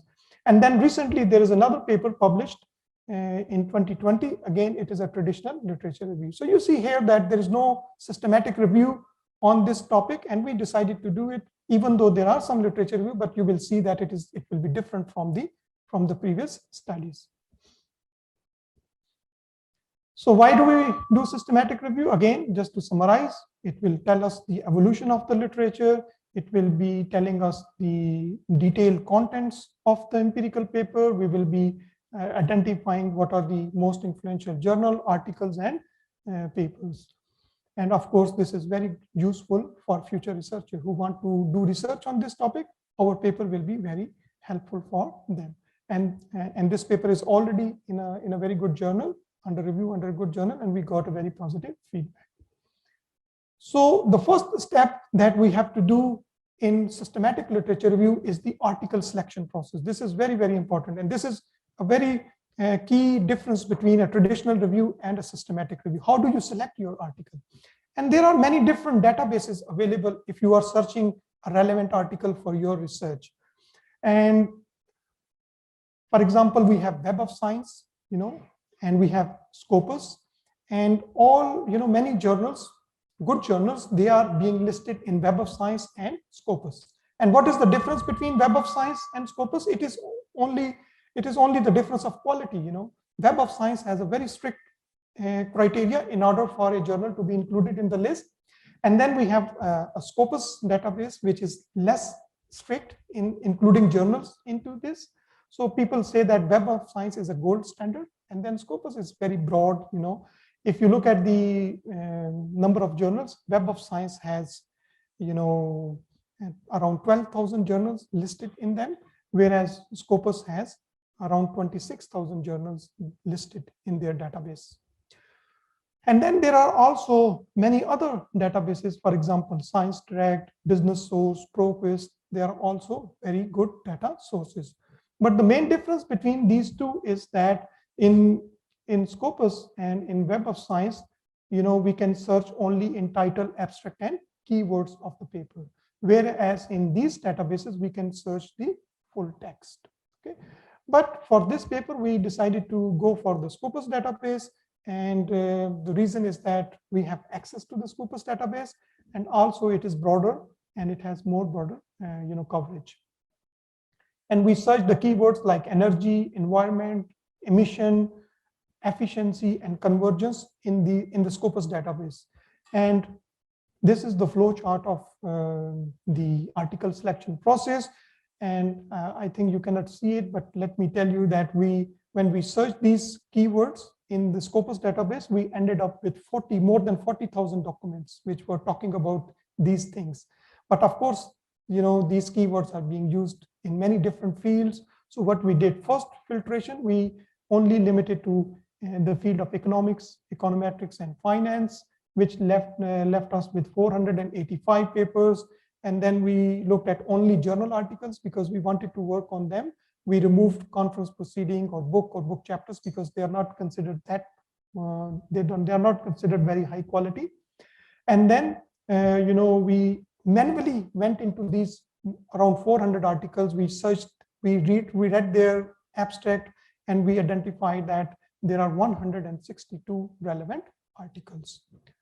So the final sample consists of 162 articles, and they have been published in 57 different journals. There are many authors. So this is basically a summary of what we found in our sample. And then this is a publication trend. So if you see that the publication on this topic has started momentum from 2002.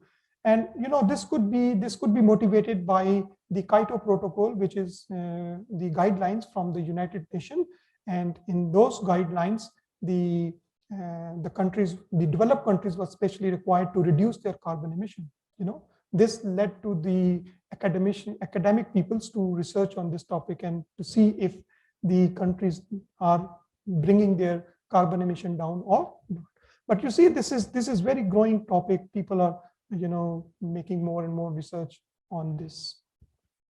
And then what we did, we also made the citation trends, and we also identified some important papers here. So this size of the bubble is representing how much citation these papers are getting.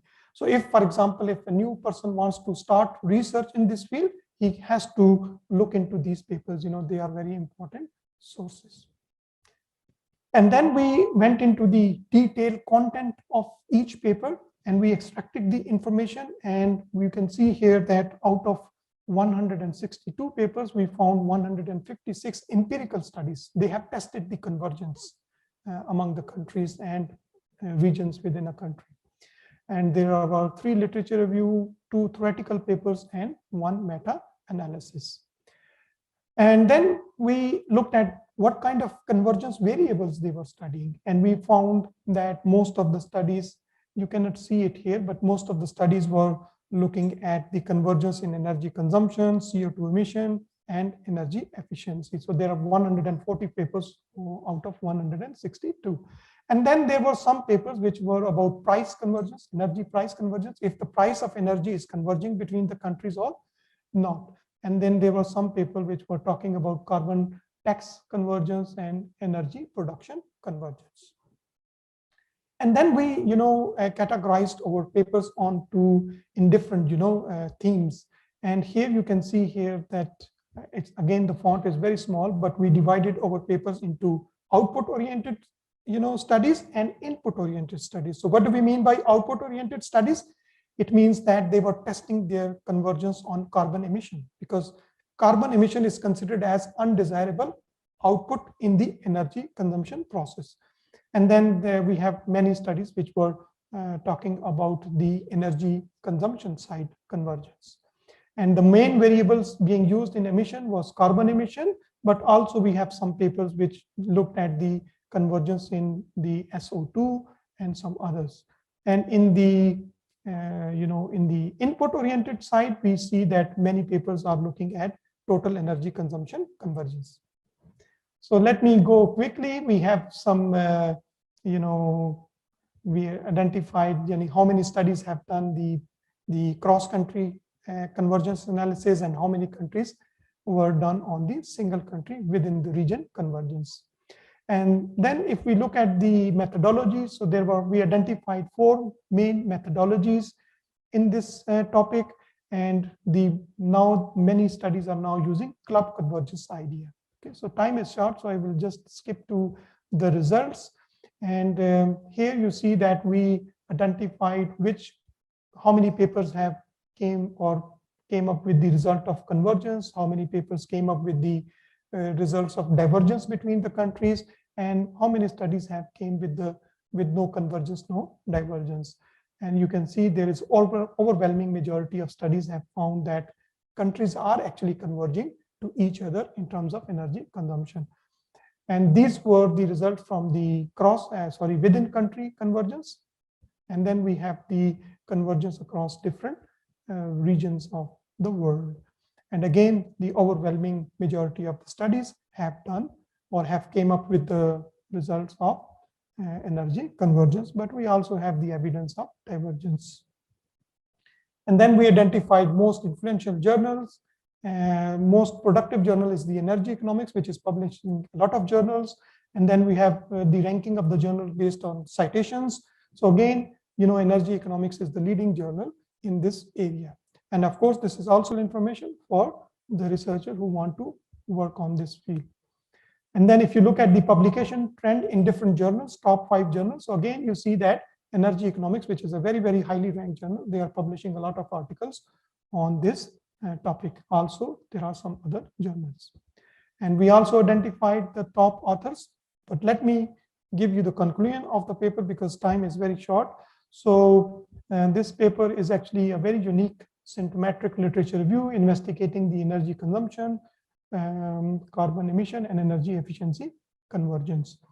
And it is providing a detailed content analysis of the existing studies. It also has done a citation analysis to provide the important sources of knowledge. And of course, this research will be very helpful for future researcher. And also, we can apply this methodology of systematic literature review in other areas of research. Thank you very much. Thank you very much. It's again a systematic literature review, and you are doing an excellent job in this field. But why do we care in social science? Why do we care about literature review? I mean, this question always raises, and personally, I was asked many times, why are we in social science curious about literature review? Dr. Nizar in the previous paper mentioned that Craft and Craft, it was like 3 pages research paper. So of course there was no emphasis on the literature review. Okay, and up to now also in the science-based research, they don't care about literature review. If you go over science-based research paper, sometimes it's about 3 or 5 pages emphasizing on the the finding and the recommendations. So why do we care in the social science-based research? Why do we care a lot? I mean, you gave a justification why we are caring about literature review. Isn't that supposed to be applied the same for the science-based research? I think it's a very critical question and important questions. Maybe other audience can also help me to answer this. This is a very general question, but my understanding is that it is the nature of analysis we do in different disciplines. So if you look at the social sciences, we build our knowledge based on what others have been doing. Okay? And in order to understand what others have been doing, it is very important to have a very good understanding of the literature.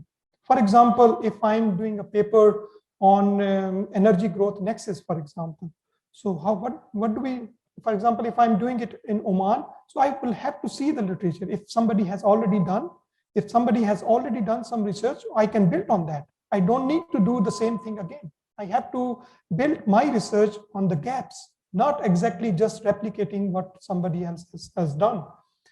And as you are saying, in the science subjects, maybe their contribution can be made without going into what other people have been doing. So again, I'm not the student of the science, so I do not know how they do their research.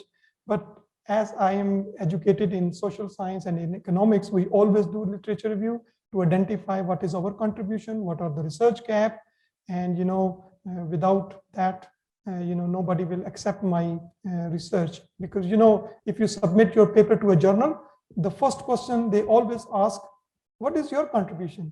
So, and it's a very difficult question. How can I answer it without, doing a very good literature review? Well, thank you, Doctor. Very, very good. Our third paper is entitled "Exploring the Future Scope of Developing Renewable Energy as a Driver of Economic Growth in the Sultanate of Oman." This is a very important topic, I feel, particularly given the many advantages for renewable energy in Oman.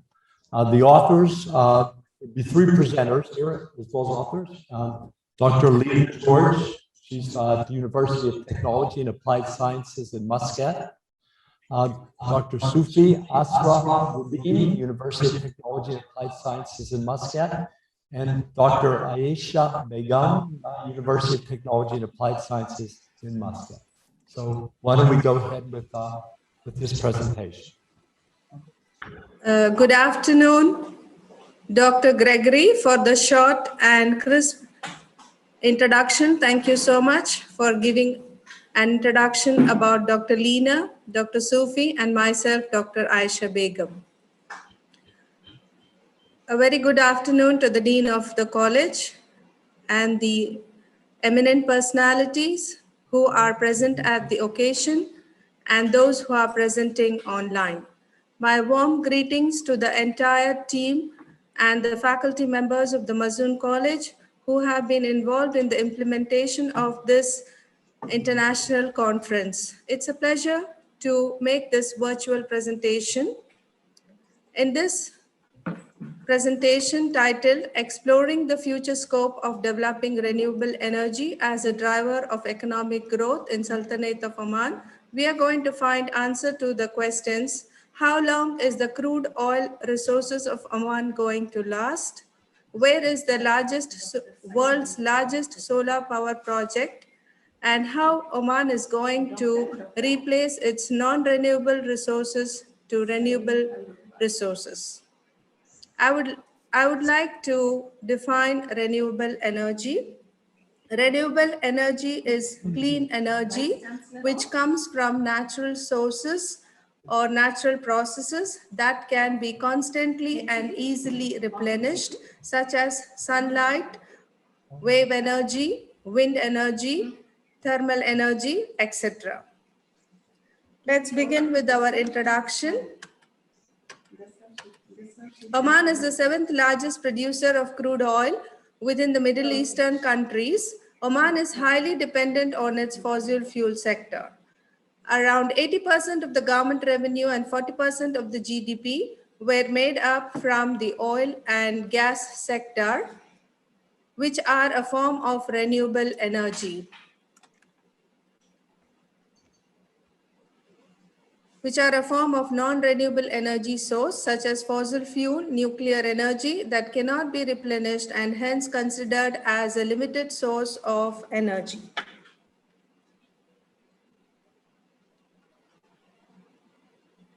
As per the 9th five-year plan, Oman has targeted to minimize the dependency on oil and gas,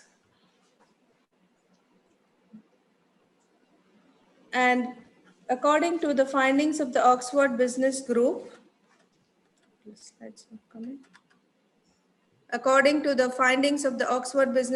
Oman has reduced oil share of GDP to 9% by investing in various other sectors in Oman. The government, along with Sultan Qaboos University and power companies Oman, made a search under the heading Industrial and Energy Sector to study the role of renewable energy to generate electricity from solar power in Oman. They inferred Sultanate of Oman has high potentials to establish solar energy system. And now we're going to see the challenges which are faced by Oman It is estimated that the lifespan of the oil reserves in Oman is only 47 years when compared to other oil-producing countries as per the Worldometer. The invent of extraction of oil and gas from shale rock by US has created a havoc in the oil market, which has drastically affected the oil-producing nations, including Oman. Oman's main buyer, China, has slowed down its activities due to the pandemic, and as a result of this, revenue from oil and gas has dropped and unemployment has increased. All these challenges has contributed to the projected 2.2 billion rial of deficit. Continuing, Oman provides the highest relative and physical energy subsidies amounting to 800 million Omani riyals, almost representing 3.7% of the GDP. Oman's greatest electricity and natural gas, a non-renewable source. Currently, the demand for electricity has been increasing on an average of 9.3% every year. The dependence of natural gas as a source of electricity will increase the pressure on depleting crude oil. Currently, the oil is extracted using OER, tertiary recovery process. This technique uses a large amount of steam which is produced by using natural gas.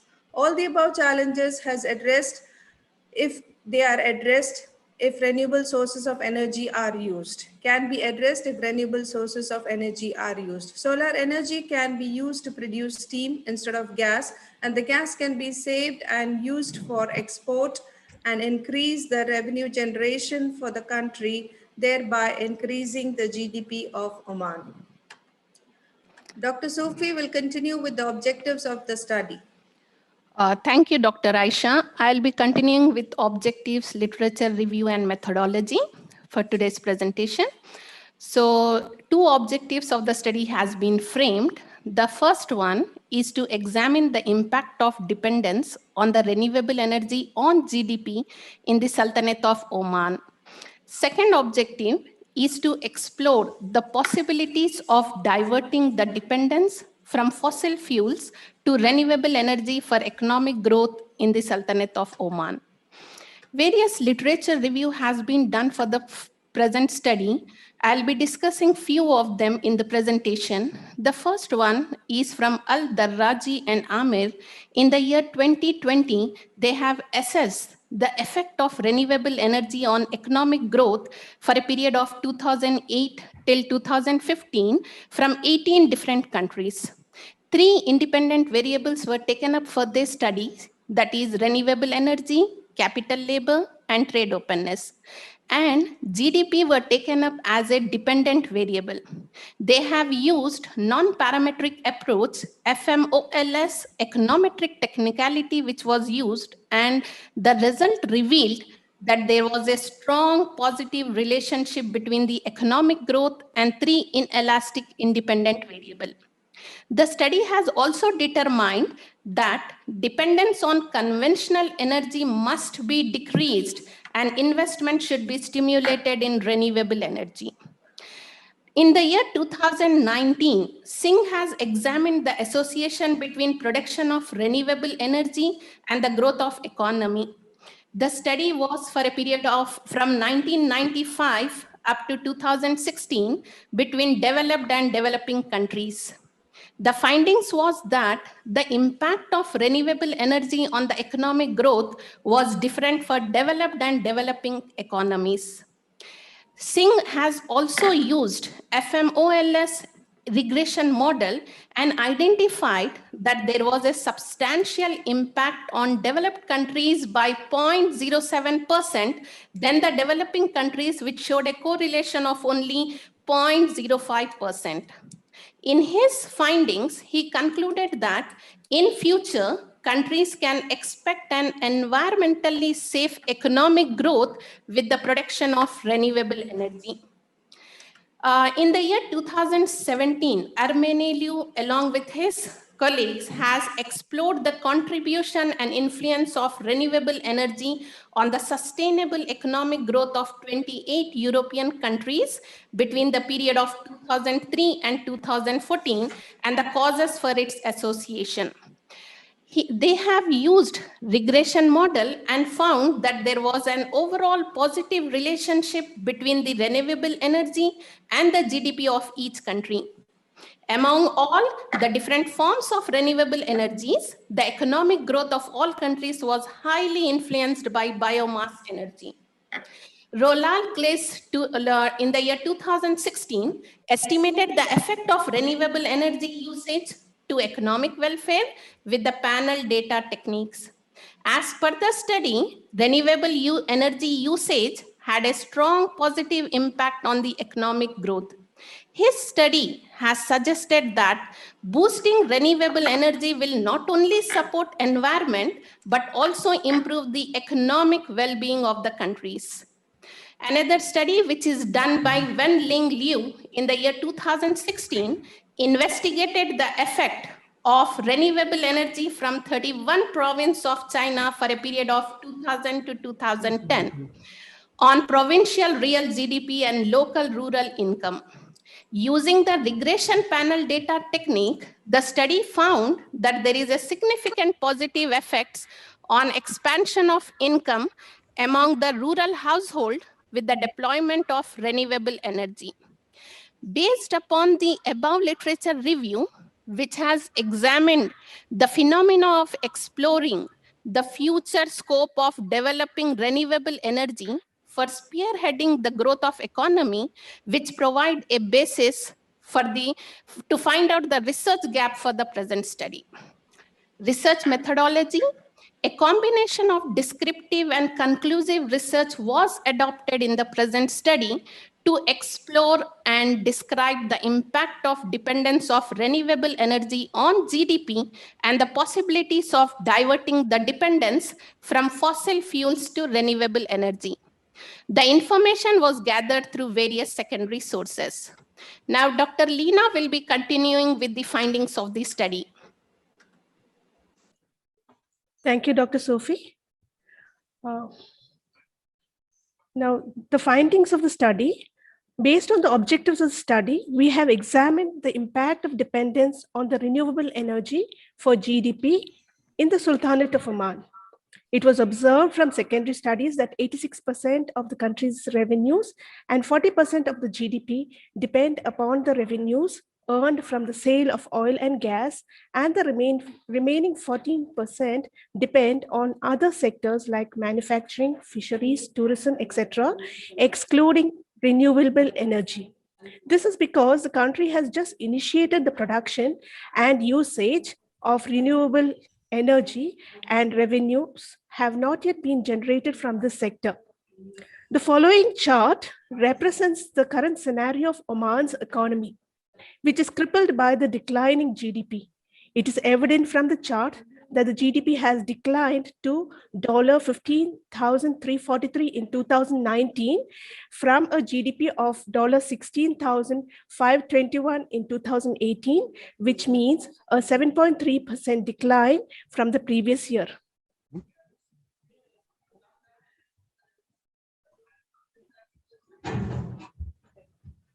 Now, this is a chart regarding the financial expenses and income.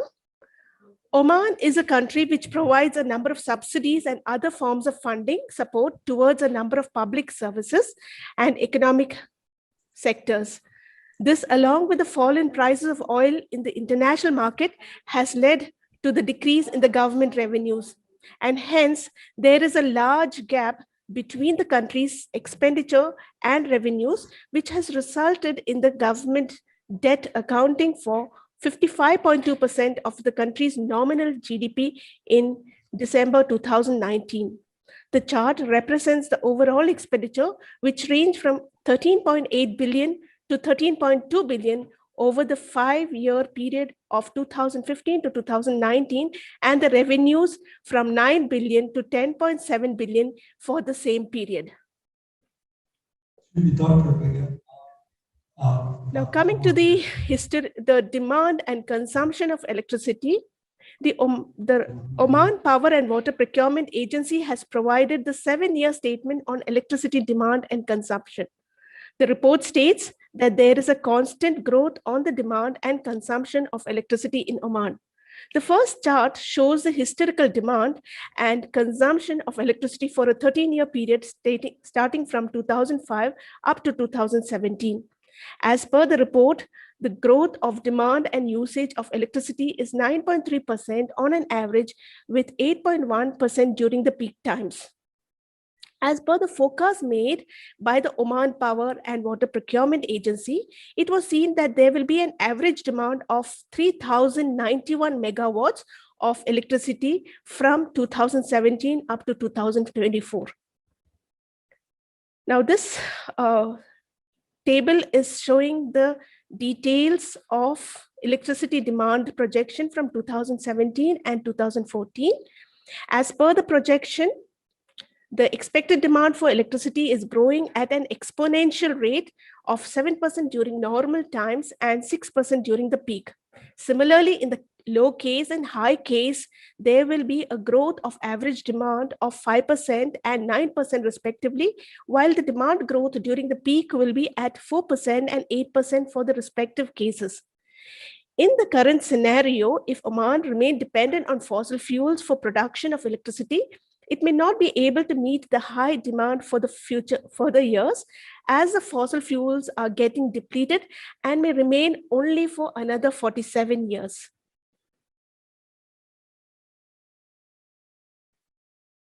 This is a report from IRENA, Renewable Energy Statistics 2020. According to this report, the production capacity of renewable energy country-wise, the details regarding the production capacity among the Middle Eastern countries is extracted from the report. Among all the Middle Eastern countries, the 6 GCC countries have not shown much interest in diverting the production of energy from non-renewable resources to the renewable resources. The reason behind this may be because these countries are oil-rich countries and are highly dependent on the fossil fuels for generation of energy. The table shows that Oman has initiated the production of energy from renewable sources from the year 2013, but the development is low-paced.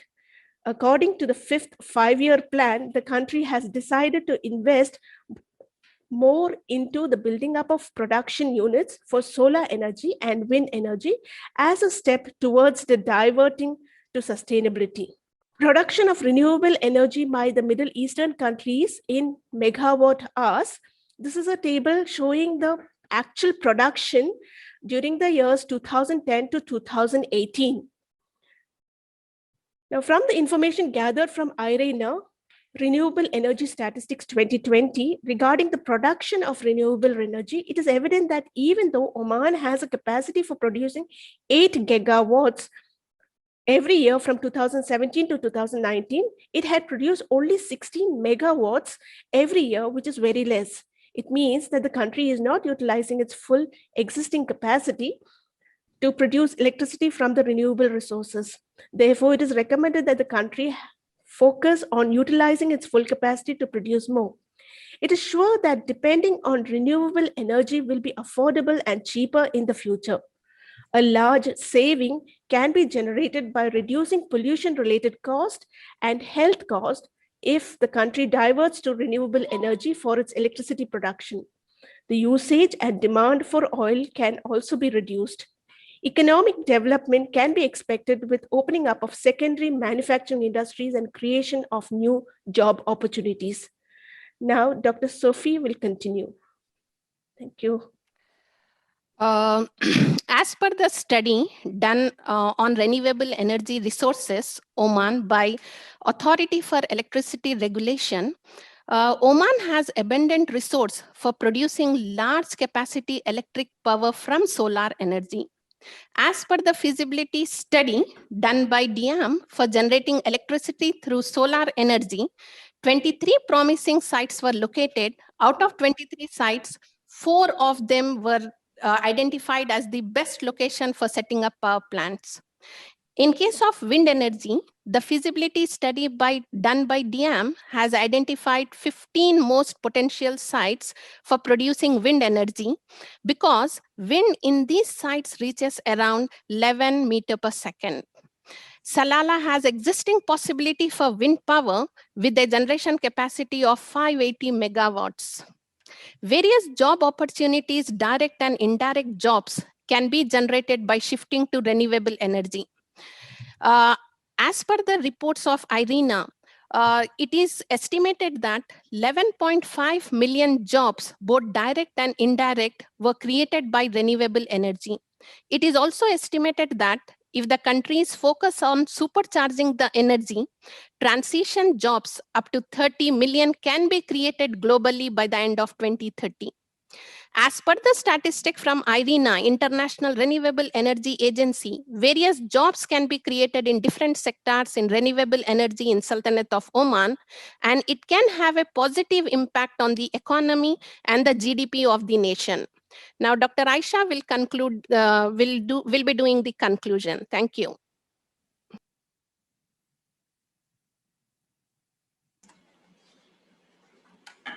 In conclusion, it is concluded from this research that Oman's economy will be benefited if there is a diversification of energy generation from non-renewable sources to renewable sources. The first solar EOR enhanced oil recovery, IBRI-2, has started in Oman to focus on use of green energy, alternative energy projects, eco-housing, and public transportation in collaboration with Tanfeed to produce 11% of electricity from renewable sources by 2023. As Tanfeed is supporting Oman's economic diversification objectives, another leap that Oman has taken through DAYAM is to identify the prospective ways to utilize renewable energy in the production of electricity in Oman. The country has established its 1,021 megawatt solar thermal facility project, MIRA, located in South Oman, and is one of the world's biggest solar plant. This solar EOR project will use thermal energy to generate steam, and this will be injected in the oil rigs. The goal of this project is to decrease the dependency on natural gas and use this gas for higher value power generation, desalination, and industrial development and export. The solar OER plant can reduce the usage of natural gas up to 80%. The implementation of solar and wind hybrid systems will help in the reduction of consumption of fossil fuels and reduce carbon dioxide emissions and protect the environment and generate revenue from alternative sources of energy, which will lead to increase in the GDP of the country. For the country to be sustainable, power generation through renewable resources such as wind and solar is the need of the hour. To conclude, I leave with the slogan, Go Solar, clean energy for a safe world. Thank you. We probably have time for one more question. Yes. My question is, how did you answer your research question? Based upon the literature review and the studies which we have made, we have tried to justify the objectives. Our study is mainly based on secondary sources. We have not done any analysis and primary research. Thank you. This topic has been discussed a lot regarding the oil and the economy, the impact, positive impacts, negative, whatever. Here, we are in a group working very hard in regards to minimizing the gap. There's a big gap between the academics, the researcher, and the industry. We work very hard into minimizing this gap in Oman now through the IJAD platform. Here, since the initiation being taken by Mazoon College in this part, I would really like to suggest that they can take the effort into some meeting and a comprehensive proposal, or at least a study in Oman or to Oman, right? Really into how to find or how to have then a substitute to oil. I mean, a substitute of this energy. The renewable energy is quite good, yes, but we need to help the industry. We need to help the country. Since the Mazoon College is one of the educational colleges in Oman and has already taken these initiatives, it's quite nice if they submit a comprehensive study or proposal, deep analysis proposal. So, I mean, helping the country or helping the industry towards really having a substitute of the oil. We all know that oil fluctuating in prices. We all know that oil will be drained. We all know that substitutes are there. But how to do it? We need to have this study.